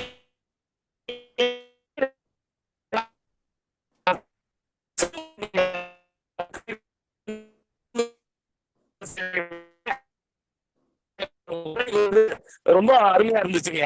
அந்த வகையில உண்மையிலேயே எனக்கு மற்ற மகிழ்ச்சி. ஒரு நல்ல உரையை கேட்ட ஒரு மகிழ்ச்சி எனக்கு. அதே போல ரொம்ப நுணுக்கமாக நீங்க பேசுனீங்க. தமிழ் மொழியில் இருக்கக்கூடிய அந்த ஒலி வேறுபாடுகள் எவ்வளவு நுட்பமான நாட்கள் அந்த ஒலியியல் நுட்பத்தை வச்சிருக்காங்கிறதையும் சொன்னீங்க. அந்த வகையில உங்களுக்கு மிகச்சிறந்த பாராட்டுகள்ங்க. அதே நேரத்துல 1-2 மட்டும் நீங்க பின்பற்றிட்டா சிறப்பா இருக்கும். சாதாரணமா தொல்காப்பியம், நன்னூல் இதெல்லாம் நூற்பான் தான் சொல்லுவாங்க, அல்லது சூத்திரம் சொல்லுவாங்க. அந்த நூலுக்கான நூல் அப்படின்னாவே இலக்கண நூல் தான். அதனால அந்த நூற்பாங்கிற சொல்லாட்சியை பயன்படுத்தி இன்னும் கொஞ்சம் மெருகு கூடும் உங்களுடைய பொழிவுக்கு. அதே போலவே உங்களுடைய பொழிவுல நான் பல விஷயங்களை நுணுக்கமா கவனிச்சேன். நீங்க ரொம்ப அருமையா தொல்காப்பியத்தினுடைய காலம், நன்னூலாருடைய காலம், இதெல்லாம் ரொம்ப அருமையா சொல்லியிருக்கீங்க. பொதுவா நாங்க அதை பத்தி பேசுறப்போ தொல்காப்பியம் டிஸ்கிரிப்டிவ் கிராமர், நன்னூல் ஈஸியா பிரிஸ்கிரிப்டிவ் கிராமர் அப்படிம்போம். சுருக்கமா அதை ரொம்ப அழகா சொன்னீங்க. அவர் இயல்ல சொல்றத, அதாவது பிறப்பியல் தனியா சொல்றத எழுத்தியல் இவர் சொல்லி இருக்காருங்கிறதுலாம் ரொம்ப அழகா இருந்துச்சுங்க. அந்த வகையில உங்களுடைய பொழிவு என்பது பன்னாட்டு அளவில் இருக்கக்கூடிய இளைஞர்களுக்கு, பன்னாட்டு அளவில் இருக்கக்கூடிய தமிழர்களுக்கு ஒரு நல்ல ஒரு இந்த ஒலிங்களை பற்றி, அல்லது தமிழ் ஃபண்டட் சீரீஸ் அப்படின்னு சொல்லுவாங்க, இந்த தமிழ் ஒலிங்களை பற்றிய சிந்தனையாக இந்த பகுதி அமைந்திருந்ததுல எனக்கு ரொம்ப மற்ற மகிழ்ச்சி. ரொம்ப சிறப்பா பண்ணீங்க. தொடர்ந்து நீங்க செய்ய நம்ம தொடர்ந்து இதை பற்றி பேசலாங்க. மிக நன்றி. நன்றிங்க. நன்றி நன்றி நன்றி. பேராசிரியர் சுசி அவர்கள் அங்கு திருச்சி அங்கு இருக்கின்ற கல்லூரி பல்கலைக்கழகத்திலே இலக்கண பாடம் நடத்துகின்றவர் பேராசிரியர். அங்கு பல்கலை பேராசிரியர்.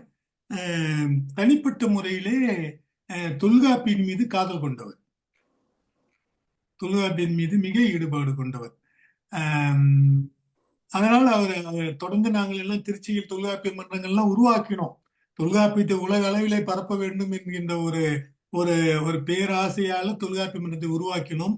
ஆனால் அதை சரியாக இயக்குவதற்கு பிற்காலத்திலே சூழல்கள் அமைந்து விட்டன. பார்ப்போம் பின்னே இதன் வழியாக கூட மன்றம் திறந்துதான் அல்ல, இதன் வழியாக நாம் தமிழுடைய 5 இலக்கணத்தையும் நடத்துவதற்கான ஒரு சூழலை நாம் உருவாக்கலாம். இப்ப நான் யாப்பு இலக்கணம் ஞாயிறுதோறும் நடத்துகிறேன். முடிந்த அளவிற்கு யாப்பு இலக்கணம் உங்களுக்கு நிறைவாகவே அதுல என்னென்ன இருக்கிறது என்பதை எல்லாம் யாப்பு இலக்கணத்தை தெரிந்து கொள்ளலாம். இன்னும் மற்றுமுள்ள இலக்கணங்கள், புறப்பொருள், அகப்பொருள், எல்லா அணி இலக்கணம் அவசியம் நமது தமிழர்கள், தமிழ் கவிஞர்கள் பயில வேண்டும். ஏன்னா என்ன அணி பயில்கிறது என்பது நமது பாட்டுக்குள் நமக்கு தெரிந்தால்தான் நாம் வந்து அந்த அந்த அணியை வந்து இன்னும் செம்மைப்படுத்த முடியும். பாட்டுல என்ன அணி வந்திருக்குதுன்னே நமக்கே தெரியாம நம்ம எழுதி நிற்போம் இல்லையா? ஆனா நாம் தெரிந்து அந்த அணியை எழுத ஆரம்பிச்சோம்னா அந்த பாட்டை இன்னும் செம்மையா எழுதலாம், ரொம்ப சிறப்பா வரும். அப்ப அணி இலக்கணம் எல்லாம் பயிற்சிகள் கொடுக்கப்பட வேண்டும். இதையெல்லாம் நாம் தொடர்ந்து நம்ம வாழ்நாள் முழுவதுமே நாம் செய்வோம் என சொல்லி அனைவருக்கும் நன்றி பாராட்டி நிகழ்வை நிறைவு செய்வோம். நாளை யாப்பு இலக்கண வகுப்பிலே இதே நேரத்தில் நாம் சந்திப்போம். நன்றி, வணக்கம். நன்றி ஐயா. நன்றி. நன்றி ஐயா, மிக்க நன்றி.